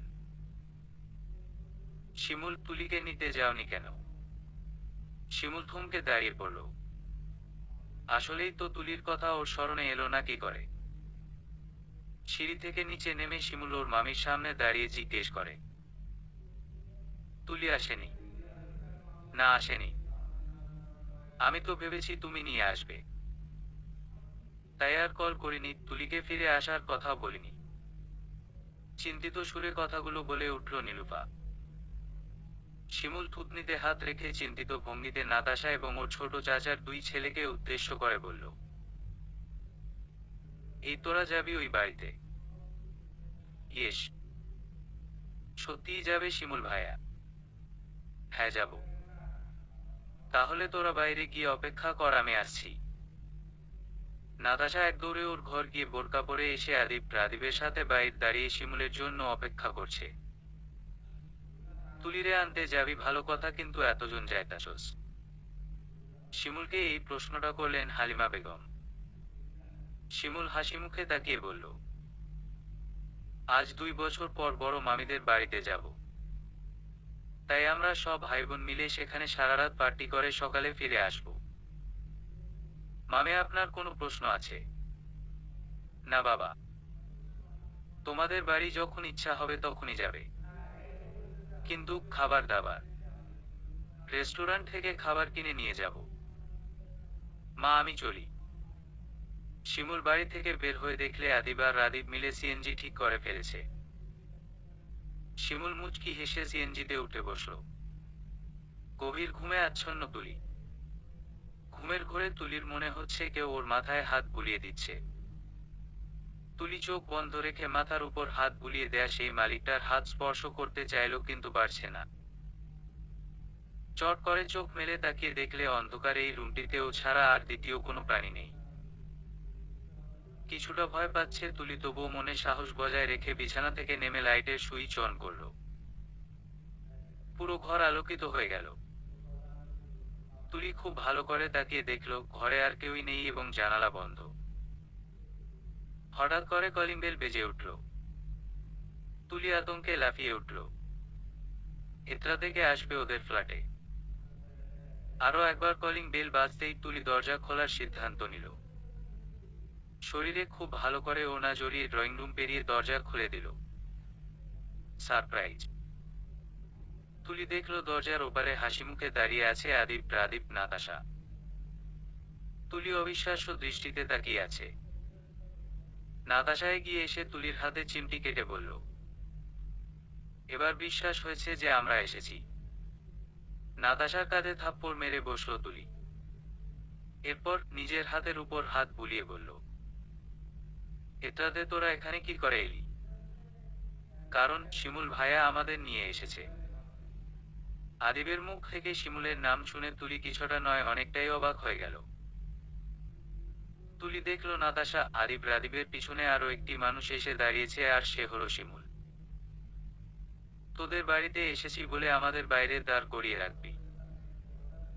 বেশি কথা বলিস না নাতাশা, আয় ভেতরে আয়। তুলি দরজা ছেড়ে একপাশে সরে দাঁড়াতেই একে একে সবাই ফ্ল্যাটে প্রবেশে করলো। আজ সারারাত আমরা গল্প করব পাখি, মশো এক্সাইটেড। নাতাশার কথায় তুলি শিমুলের মুখের দিকে এক ঝলক তাকিয়ে চোখ নামিয়ে ফেলল। আজ নাতাশা আপুর বিয়ে এবং অনেকদিন পর তুলি আপুদের বাড়িতে আসার উপলক্ষে আমরা আজ সারারাত পার্টি করব। আদিব একটি পেপারকে ফোল্ড করে মাইকের মতো বানিয়ে অ্যানাউন্সমেন্ট করল। শিমুল মুচকি হেসে আদিবকে বলল, নিশ্চয়ই পার্টিতে পেট ভরবে না, তাই না? এখন হালকা পাতলা কিছু খেনি সবাই। ঠিক বলছো শিমুল ভাইয়া। আমি নাতাশা আপু আর তুলি আপুকে ডেকে নিয়ে আসি। রাদীপ এক দৌড়ে রান্নাঘর গিয়ে নাতাশা আর তুলিকে উদ্দেশ্য করে বলে, আপু তোমরা তাড়াতাড়ি এসো। শিমুল ভাইয়া বলেছে তাড়াতাড়ি খাবার খেয়ে নিতে, এরপর সারারাত পার্টি হবে। কথাগুলো কোনোমতে বলে রাদীপ আবারও এক দৌড়ে চলে গেল। নাতাশা আর তুলি মিলে রান্নাঘর থেকে প্লেট আর গ্লাস এনে ড্রয়িং রুমে ফ্লোরে বিছিয়ে রাখা মাদুরের উপর রেখে দিল। নাতাশা শিমুল, আদিব এবং রাদীপকে ডাক দিতেই ওরা এসে পেতে রাখা মাদুরে বসে পড়ল। রেস্টুরেন্ট থেকে আনা বিরিয়ানিগুলো সবাই বেশ তৃপ্তি সহকারে খেয়ে নিল, শুধু তুলি বাদে। কারণ শিমুলের সামনে আজ 4 বছর পর সামনাসামনি এইভাবে খেতে বসেছে। খাবার শেষ করে সবকিছু গুছিয়ে ফেলল নাতাশা আর তুলি। এদিকে শিমুল, আদিব আর রাদীপ বসে বসে কি নিয়ে আলাপ করছে। নাতাশা আর তুলি এসে ড্রয়িং রুমের সোফায় বসে পড়ল। শিমুল এক পলক তুলির দিকে তাকিয়ে চোখের দৃষ্টি সরিয়ে নিল। তুলির মনে হচ্ছিল শিমুল ওর দিকে তাকিয়ে আছে। তাই তুলি শিমুলের দিকে তাকালো, কিন্তু তুলি দেখলো শিমুল আদিবের সাথে কথা বলছে। তুলি শিমুলের মুখের দিকে তাকিয়েছিল, এমন সময় তুলির নজর আটকে গেল শিমুলের গলায় থাকা চেইনের মধ্যে। তুলি হতভম্ব হয়ে গেল, কারণ আজ জিনিসটা শিমুলের গলায় আছে, সেই জিনিসটা 4 বছর আগে ওর কাছে থেকে ছিনিয়ে নেওয়া হয়েছিল। কিন্তু এই ছিনিয়ে নেয়া জিনিসটা শিমুলের কাছে গেল কি করে? তুলি সোফা ছেড়ে উঠে দাঁড়ালো, এরপর ধীর পায়ে শিমুলের সামনে গিয়ে দাঁড়িয়ে পড়ল। তুলিকে নিজের সামনে দাঁড়িয়ে থাকা অবস্থায় দেখে শিমুল ভড়কে যায়, নড়ে চড়ে বসে। তুলি উপর হয়ে শিমুলের গলার চেইনটা হাতে নিয়ে শিমুলকে বলল, এটা তুমি কোত্থেকে পেলে শিমুল ভাইয়া? এটা আমার চেইন, তুই জানিস না? তুলির হাত থেকে চেইনটা ছাড়িয়ে নিয়ে বলল শিমুল, আমি কিন্তু একবারও চেইনের কথা বলিনি।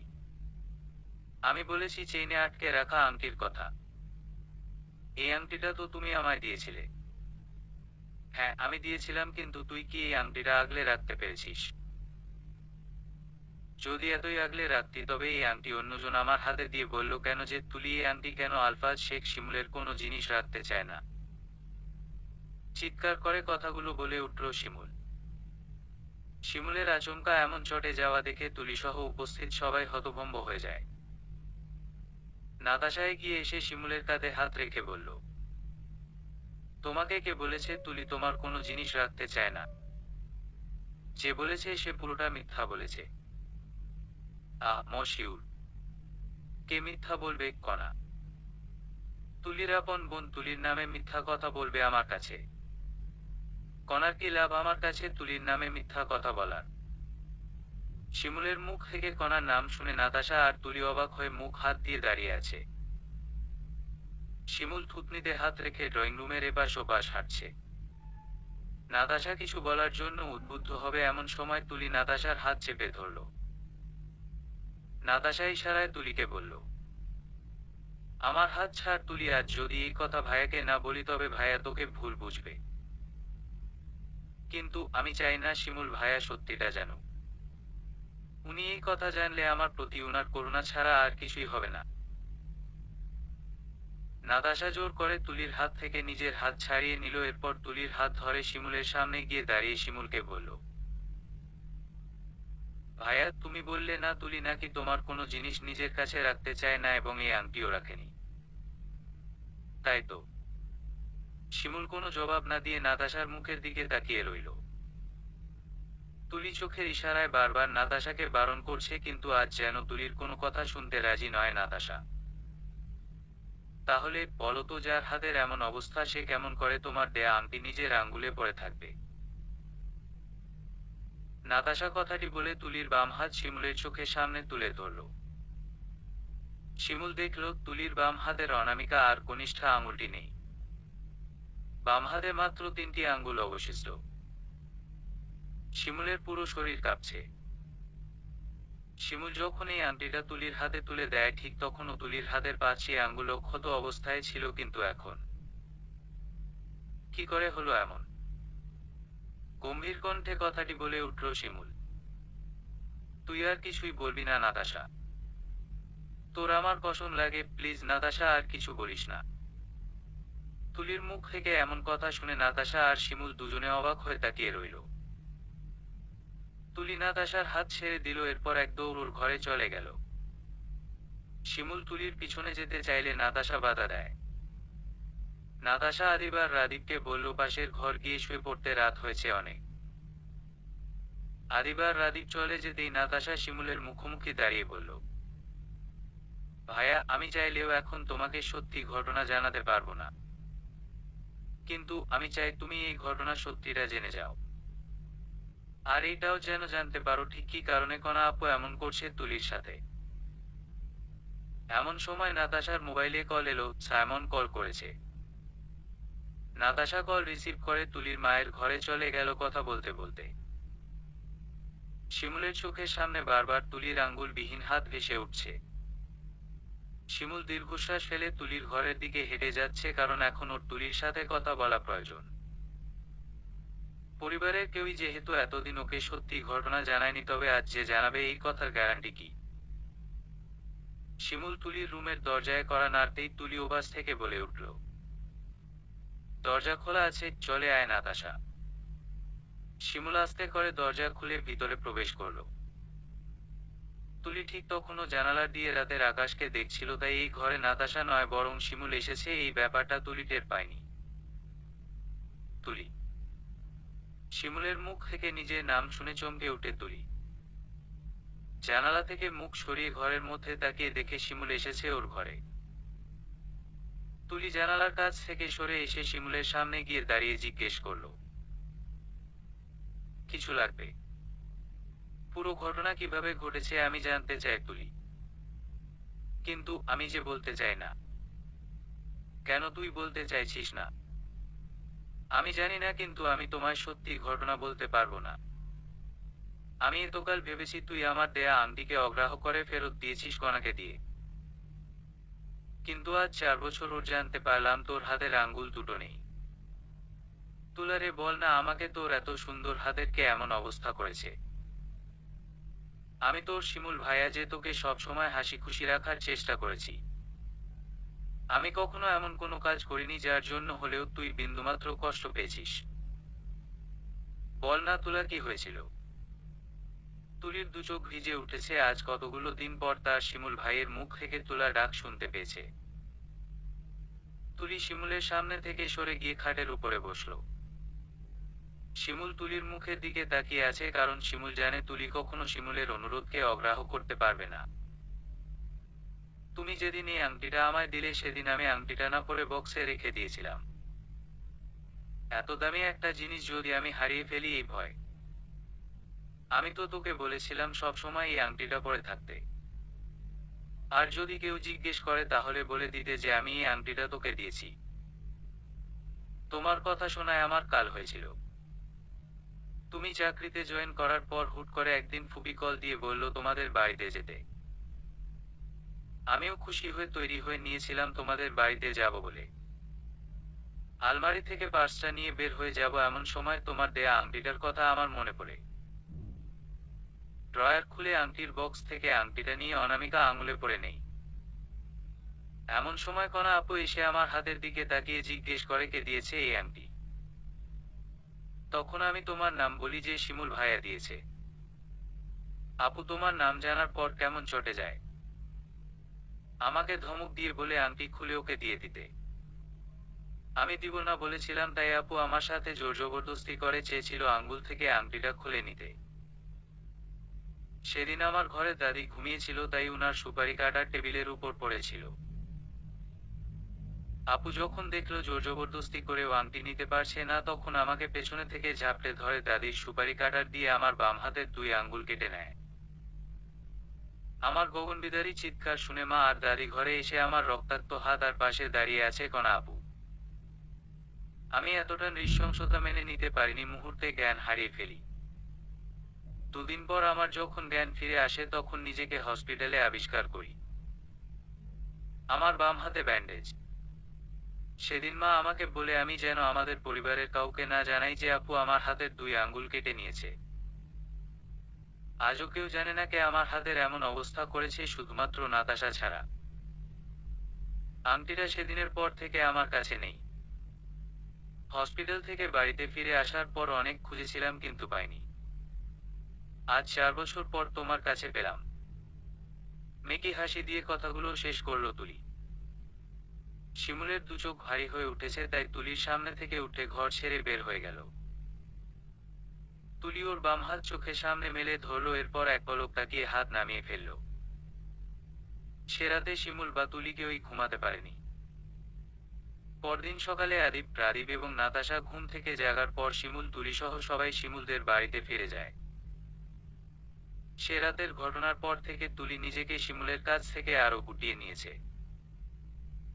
বাকি সবার সাথে যেরকম আচরণ করছে শিমুলের সাথেও ঠিক সেরকমই, কিন্তু পরিমাণে অল্প। দেখতে দেখতে নাতাশার হলুদের দিন চলে এলো। সকাল 10টায় বাড়ির গেটের কাছে একটি সিএনজি এসে থামল। সিএনজি থেকে নেমে এলো তুলির বড় বোন কণা আর ওর স্বামী সুমন। এতক্ষণ ছাদে দাঁড়িয়ে ছিল শিমুল, কিন্তু যখন দেখতে পেল কণা আর ওর স্বামী এসেছে ঠিক তখনই ছাদ থেকে নেমে গেল। কণা আর সুমন বাড়িতে প্রবেশ করে পরিবারের প্রত্যেকটি সদস্যের সাথে কুশলাদি বিনিময় করল। বাড়ির গুরুজনেরা সুমনের ব্যবহার দেখে অনেক খুশি।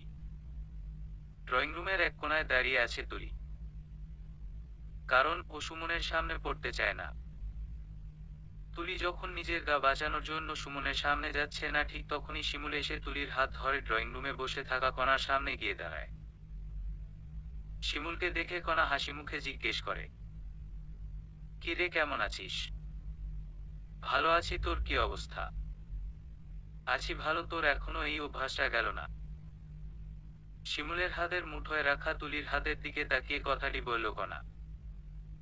তোর ও তো স্বভাবটা গেল না, আমি কি করি না করি সেখানে তোর কথা বলতেই হবে। শিমুলের এমন উত্তর শুনে কণা জোর করে মুচকি হেসে উঠল।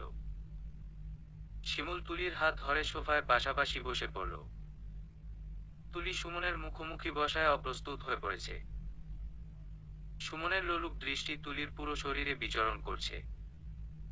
শিমুল বুঝল কিনা জানা গেল না, কিন্তু শিমুল ফের কণাকে প্রশ্ন করল, তুলির সাথে তোর কি এমন হয়েছিল যার কারণে তুই ওর হাতের আঙ্গুল কেটে নিয়েছিস? ও আমার নামে বিচার দেয়া হয়ে গেছে। আঙ্গুল কেটেছি বেশ করেছি, ও কেন তোর দেয়া আংটি পরবে? তুই কি ওর প্রেমিক নাকি স্বামী? তুলির দিকে কথাটি বলল কণা। কণার কথা শুনে শিমুলের কপালের শিরা ফুলে উঠেছে। তুলি আমার কি হয় সেটা পরে জানবি, তার আগে এটা বল, তুলির সাথে এরকম একটা কাজ তুই কিভাবে করলি? তোর হাত কাঁপলো না? না, হাত কাঁপেনি। কারণ তুলির জন্য আমার মাকে তোর নানির কাছে অপমানিত হতে হয়েছে। মামিকে নানির জন্য অপমানিত হতে হয়েছে মানে? নানি, নানি। শিমুলের ডাক শুনে হালিমা বেগম ঘর থেকে বের হয়ে ড্রয়িং রুমে এসে জিজ্ঞেস করলেন, কি রে, ডাকছো কেন শিমুল?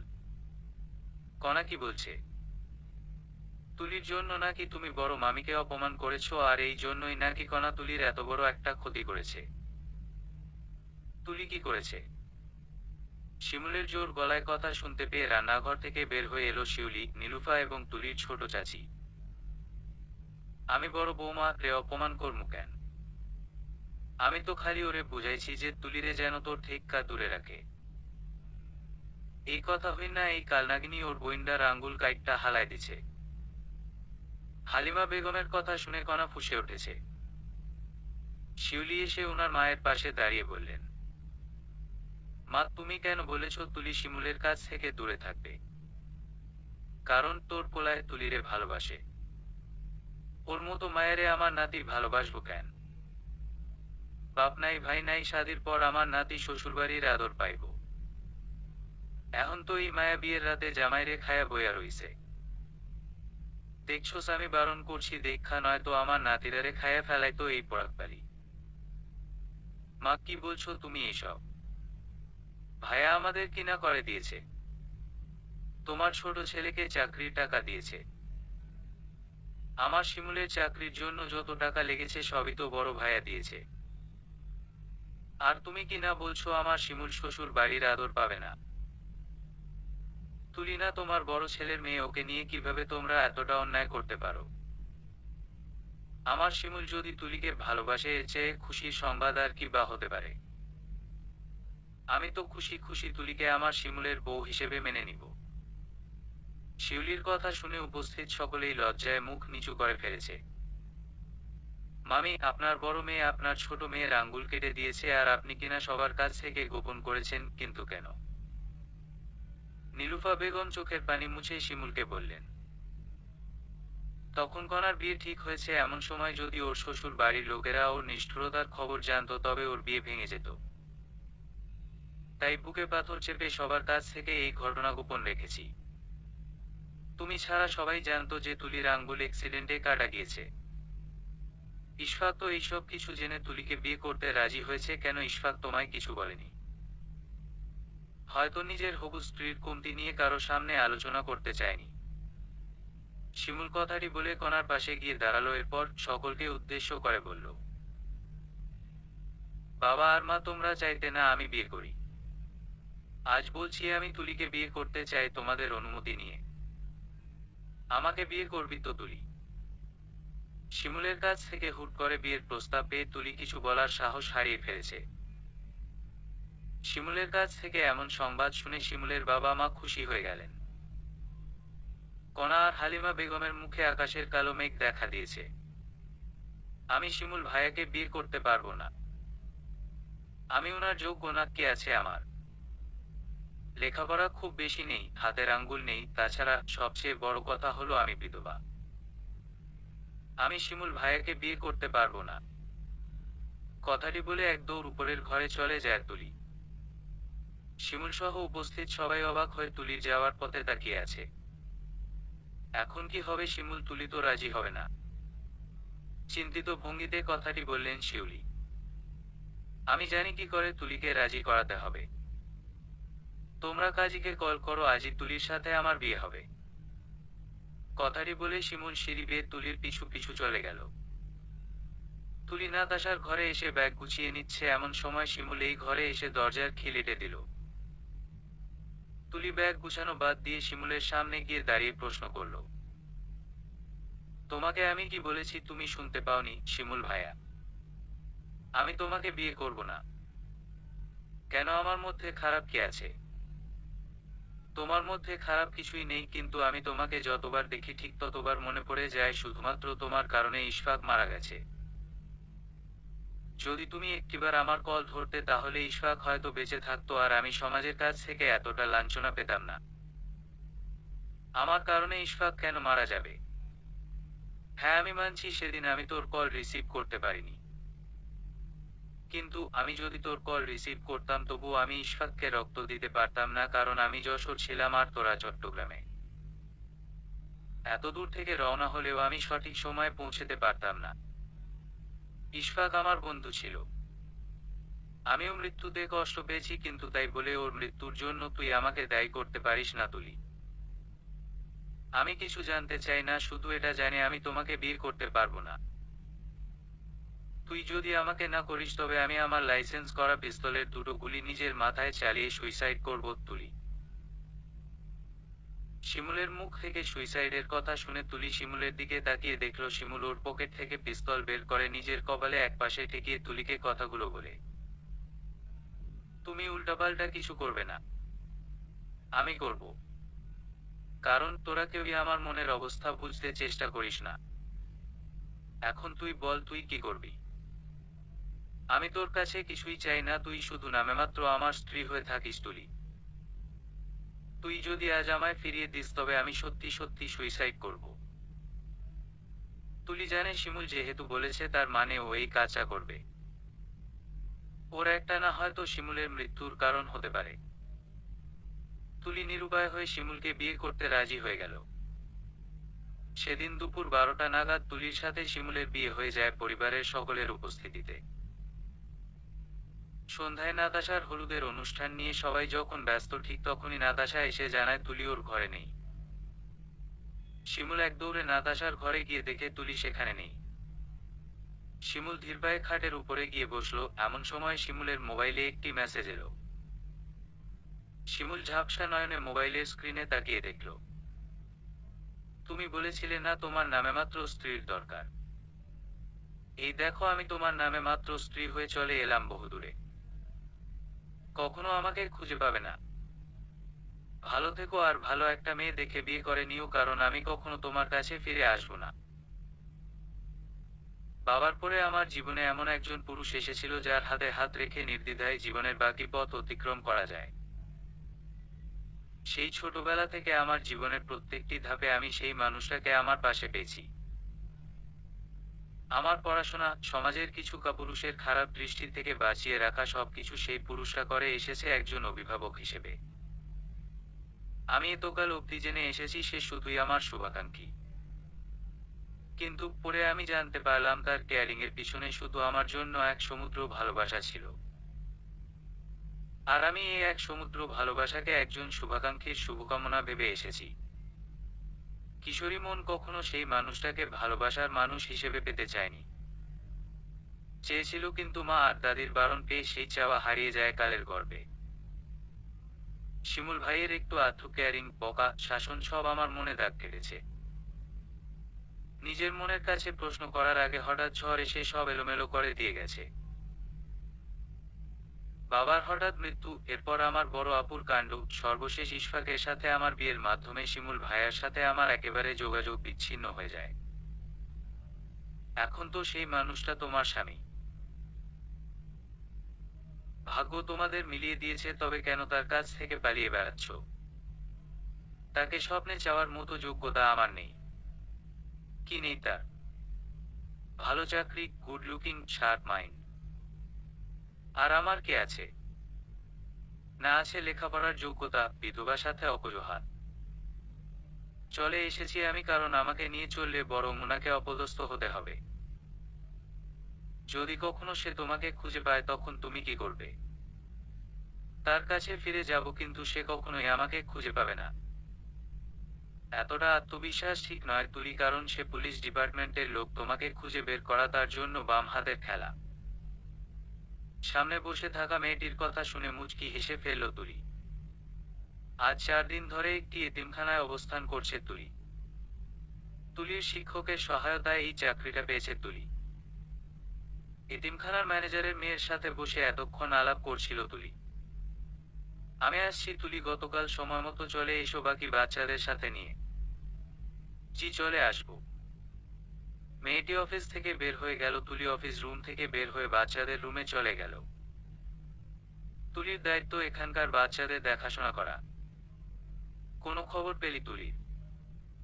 শিমুলের মুখের সামনে এক লোকমা ভাত তুলে দিয়ে জিজ্ঞেস করলো শিমুলের মা শিউলি।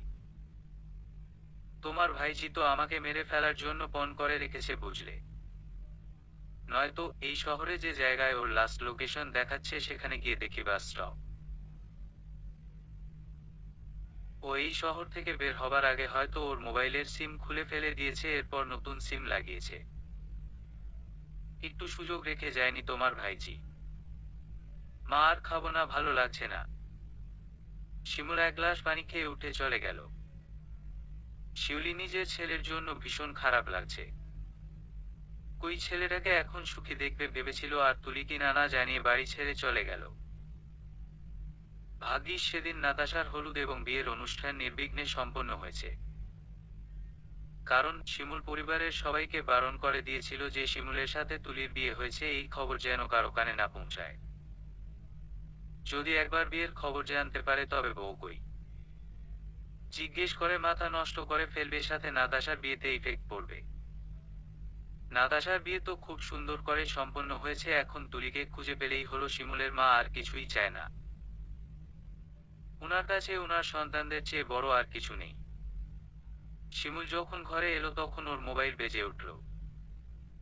চার্জ থেকে মোবাইল বের করে রিসিভ করে হ্যালো বলতেই ওপাশ থেকে শিমুলের বন্ধু শাকিল বলল, কি রে দোস্ত, আজ 1 তারিখ মনে আছে তোর? আমার বিয়েতে আসবি না নাকি নাতাশার বিয়েতে যায়নি বলে তুই আমার বিয়েতে আসবি না? মনে হয় না আসতে পারবো। এতদিন মানুষের নিখোঁজ হওয়া আত্মীয়কে খুঁজে বের করেছি, আর আজ কয়েকদিন ধরে তুলিকে খুঁজে বের করার চেষ্টা করছি, কিন্তু পারছি না। কেন, তুলির আবার কি হলো? দোস্ত, তুলি আমাকে ছেড়ে এই শহরকে ছেড়ে চলে গিয়েছে। আরে বেটা, এই আর নতুন কি? তুলি সব সময় তোকে ছেড়ে চলে যায়? আছে কোথাও বেড়াতে গিয়েছে, চলে আসবে। শাকিল পুরো কথা শুনে এরপর কথা বলিস ফাজিল। আরে তুলির সাথে আমার বিয়ে হয়েছে। ও আমার স্ত্রী। শিমুলের স্ত্রী তুলি। এই কথা শুনে শাকিল অবাক হয়ে জানতে চাইল কিভাবে এই ঘটনা সম্ভব হয়েছে।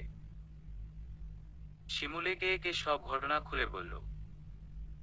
সবটা শুনে শাকিল বলল, ও চায় না তোরা ওকে খুঁজে পাস, তাই এইভাবে সিম বদলে ফেলেছে। যে নিজ থেকে হারাতে চায় তাকে কি করে খুঁজে পাবি? আচ্ছা, তুলির ছবি দিতে পারবি আমায়?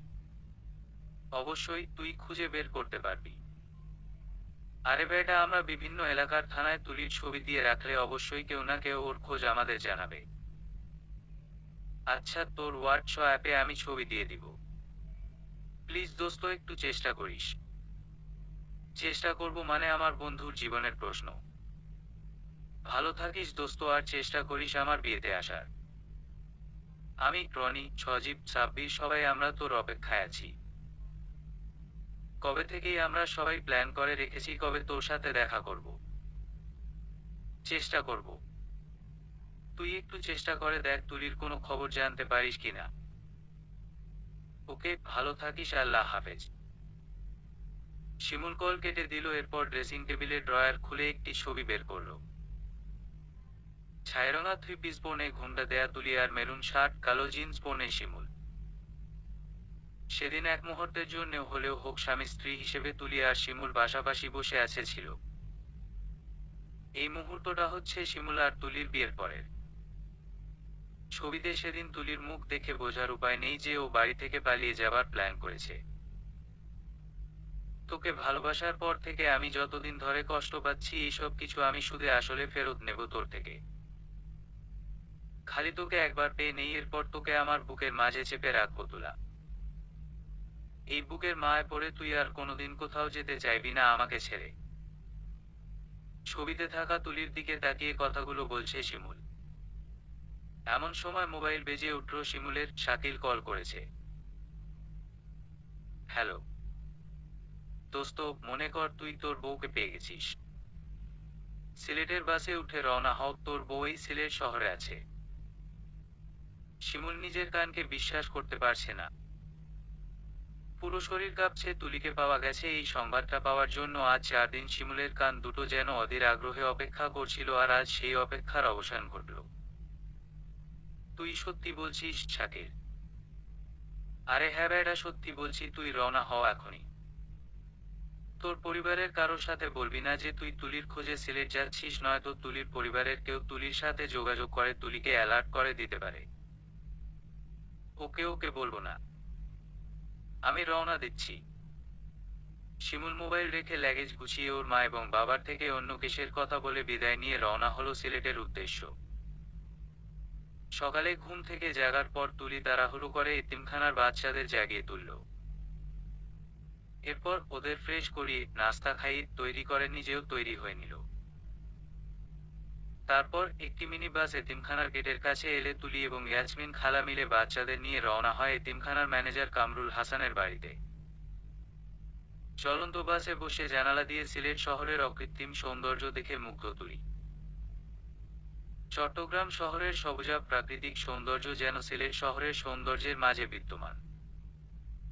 তুলিকে একবার ইয়াসমিন খালা বলেছিল বিছানাকান্দি নামক একটি জায়গা আছে, যদি একবার সেখানকার প্রাকৃতিক সৌন্দর্য তুলি দেখে তবে মুগ্ধ হয়ে আর সেখান থেকে আসতেই চাইবে না।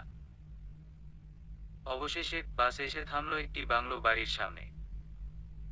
এতিমখানা ট্রাস্ট থেকে নাকি এই বাড়িতে থাকতে দেয়া হয়েছে কামরুল হাসানকে। উনি পরিবার নিয়ে থাকেন এই বাড়িতে। এক ছেলে পড়াশোনা করছে ঢাকা ইউনিভার্সিটিতে, আর মেয়ে অনার্স 2য় বর্ষে পড়ছে। সেই মেয়ের বিয়ে ঠিক হয়েছে এখানকার স্থানীয় থানার পুলিশ এসআই এর সাথে। সেই বিয়ে উপলক্ষে আজ তুলি, ইয়াসমিন খালা সহ এতিমখানার বাচ্চাদের নিয়ে আজ এই বাড়িতে এসেছে। তুলি আর ইয়াসমিন খালার সাহায্যে একে একে 15 জন বাচ্চা বাস থেকে নেমে বাড়ির গেট দিয়ে ঢুকে পড়ল। বাচ্চাদের দেখতে পেয়ে কামরুল হাসান হাসি মুখে এগিয়ে এলো গেটের কাছে। এরপর সব বাচ্চাদের বাড়ির ভিতরে যেতে বলে তুলির সামনে এসে দাঁড়ালেন কামরুল হাসান। তুলি আর ইয়াসমিন খালা কামরুল হাসানকে সালাম দিলে কামরুল হাসান সালামের উত্তর দিয়ে বললেন, কোনো সমস্যা হয়নি তো? আর তুলি কেমন অনুভূতি হচ্ছে বাচ্চাদের সাথে কাজ করতে পেরে? অনেক দামি অনুভূতি অনুভব করছি স্যার, চাইলেও আপনাকে এক্সপ্লেন করতে পারবো না। বাচ্চারা অনেক ভালো এবং প্রাণবন্ত। ওদের সাথে দেখা হবার পর থেকে জগতের এক নতুন পৃথিবী আবিষ্কার করতে পেরেছি।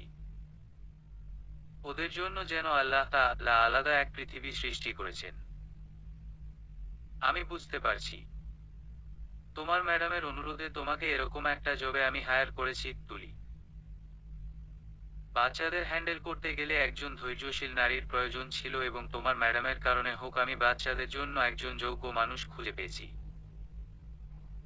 ওরা তোমাকে কয়েকদিনে ভালোবেসে ফেলেছে এবং তুমিও ওদের ভালোবেসে আগলে রাখছো। সবই আপনাদের দোয়া স্যার। দোয়া করবেন আমি যেন ওদের আগলে রাখতে পারি। তা তো বটেই। তোমরা ভেতরে যাও। তোমাদের আন্টি এবং সোমা তোমাদের জন্য অপেক্ষা করছে। তুলি আর ইয়াসমিন খালা একসাথে বাড়িতে প্রবেশ করলো। বাড়িতে প্রবেশ করতেই তুলির সাথে সর্বপ্রথম দেখা হয়ে গেল কামরুল স্যারের মেয়ে সোমার সাথে। সোমার তুলিকে দেখো হাসি মুখে এগিয়ে এসে জড়িয়ে ধরে বলল, এত দেরিতে এলে কেন? কোথায় দেরি করে এলাম? মাত্র তো সকাল 9টা বাজে। বাচ্চাদের ঘুম থেকে জাগিয়ে তুলে তৈরি করিয়ে খাবার খাই, এরপর আমি আর ইয়াসমিন খালা মিলে চলে এলাম। যাই হোক, চলে এসেছো ভালো হয়েছে। এখন চলো, আমার সাথে একজন আছে যার সঙ্গে আমি তোমাকে পরিচয় করিয়ে দিতে চাই। আমি গ্যারান্টি দিয়ে বলতে পারি তার সঙ্গে তোমার দেখা হলে মোটেও খারাপ লাগবে না। কিন্তু কে সে? আছে একজন, চলো তুমি আমার সাথে। আর ইয়াসমিন খালা তুমি ড্রয়িং রুমে বসো, আমরা আসছি কিছুক্ষণের মাঝে। সোমা তুলির হাত ধরে বাড়ির বাইরে বের হয়ে এলো। এরপর বাড়ির ডান দিকে গার্ডেন এরিয়া হেঁটে যাচ্ছে। সোমা অনেক নাম না জানা ফুলের গাছ লাগিয়ে রাখা এরিয়ায় এসে তুলি হাত ছেড়ে দিল। তুলি এত ফুলের গাছ একসাথে দেখে মুগ্ধ হয়ে গেল। সোমা ছাড়াও যে কেউ একজন এই জায়গায় উপস্থিত এটা টের পায়নি তুলি। এই সুযোগে সোমা এই জায়গা থেকে প্রস্থান নিল।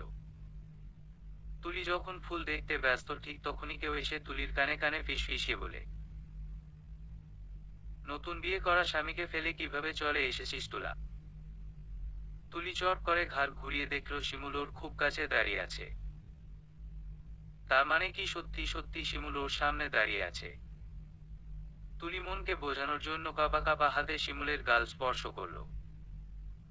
তুলির হাত শিমুলের গাল স্পর্শ করতেই তুলি বুঝতে পারল সত্যিই সত্যিই শিমুল ওর সামনে দাঁড়িয়ে আছে।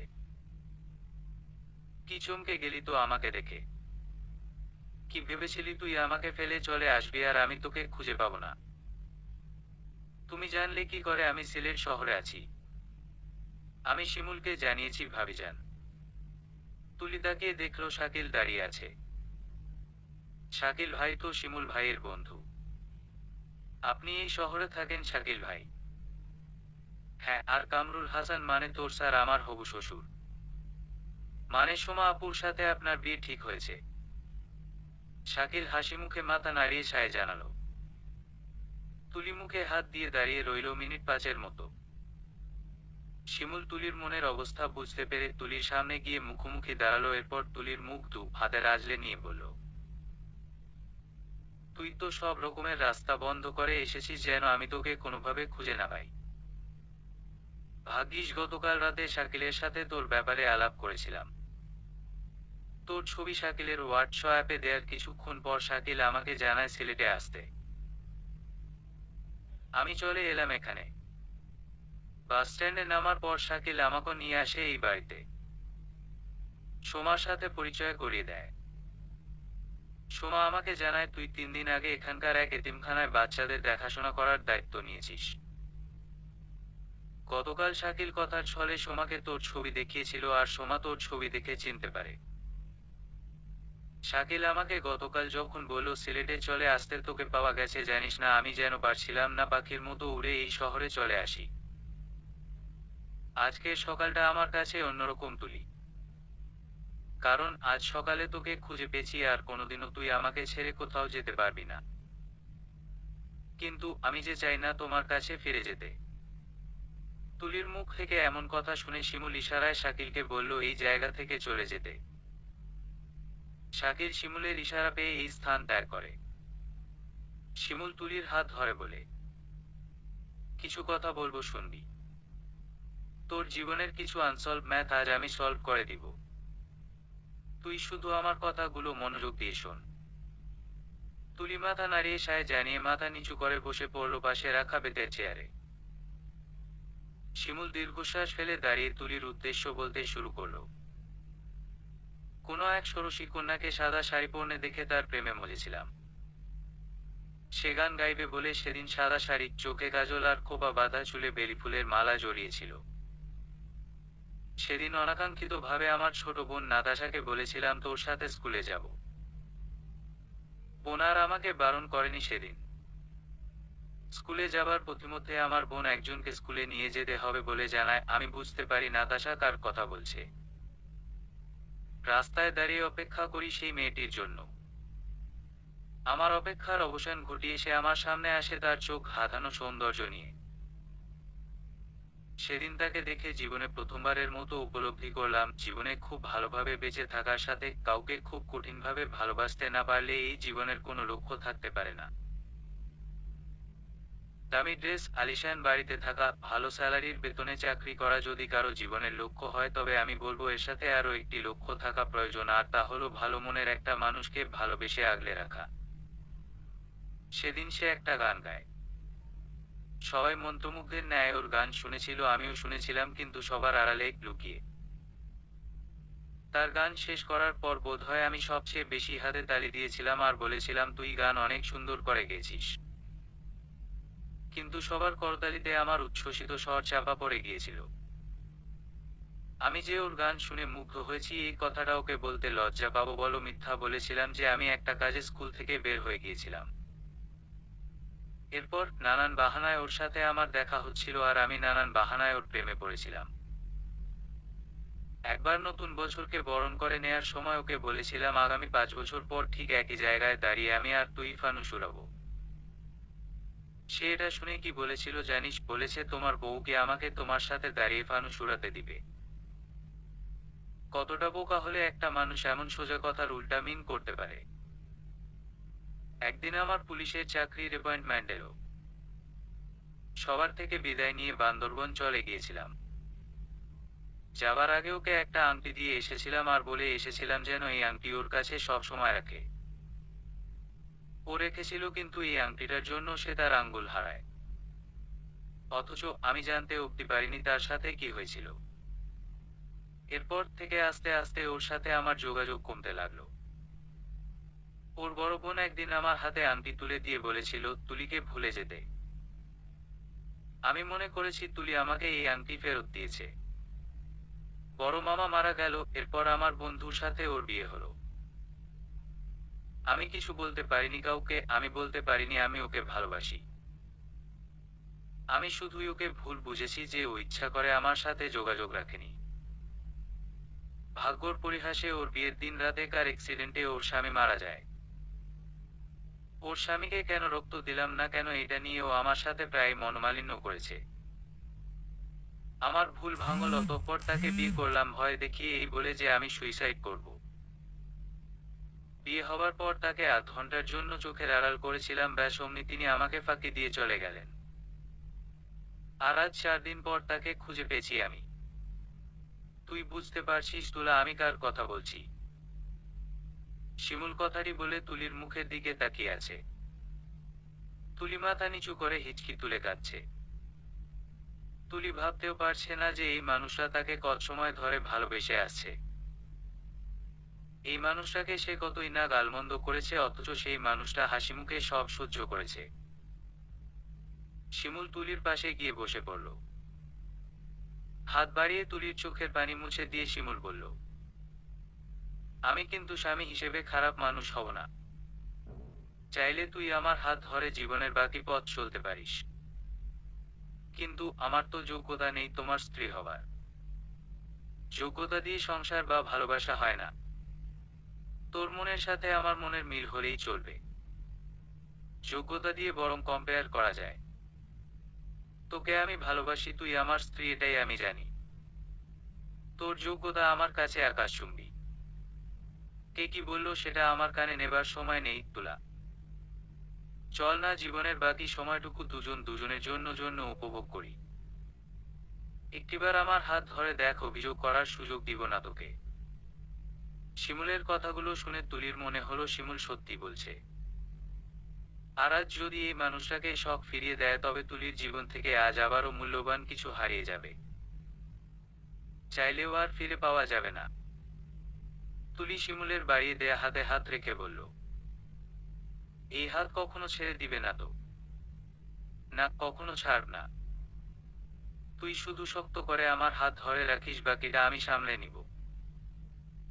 শিমুল তুলির হাত মুঠোয় নিয়ে বলল। তুলি শিমুলের মুখের দিকে তাকিয়ে রইল অনিমেষ দৃষ্টিতে।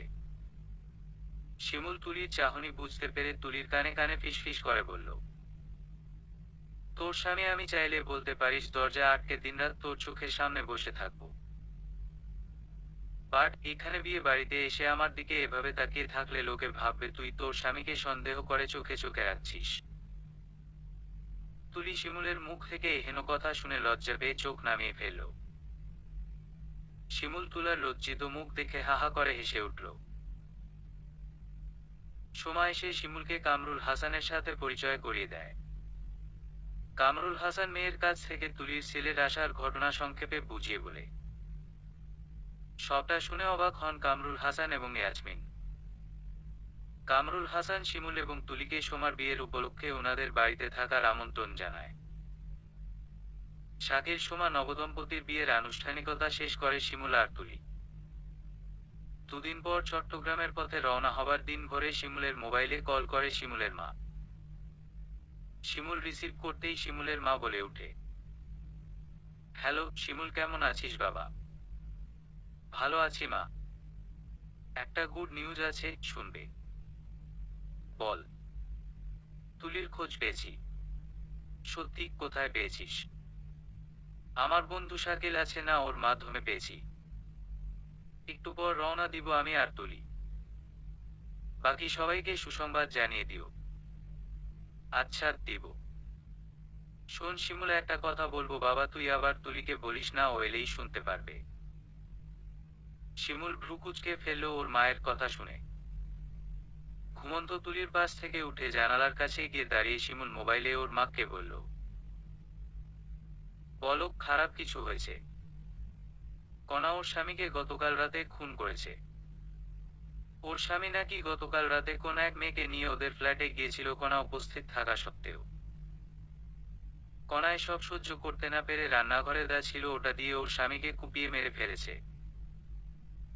পরে আশেপাশের লোকজন পুলিশকে খবর দিলে পুলিশ এসে সুমনের লাশ আর কণাকে গ্রেফতার করে নিয়ে যায়। মা বাপ কেউ ছাড়ে না। কণার স্বামী মানুষ নামের জানোয়ার ছিল। নিজের স্ত্রীর বোনের দিকে খারাপ দৃষ্টি দিয়েছিল। আর কণার কথা কি বলবো, বোনের কথা বিশ্বাস না করে স্বামীর কথা বিশ্বাস করেছিল। বড় মামিকে সামলাও, আমরা আসছি। শিমুল কল কেটে দিয়ে জানালার দিকে তাকিয়ে আনমনে বলে উঠল, একদিন আমরা সবাই আমাদের কৃতকর্মের শাস্তি পাব। তাই জন্ম হোক যথা তথা, কর্ম হোক ভালো। সমাপ্ত।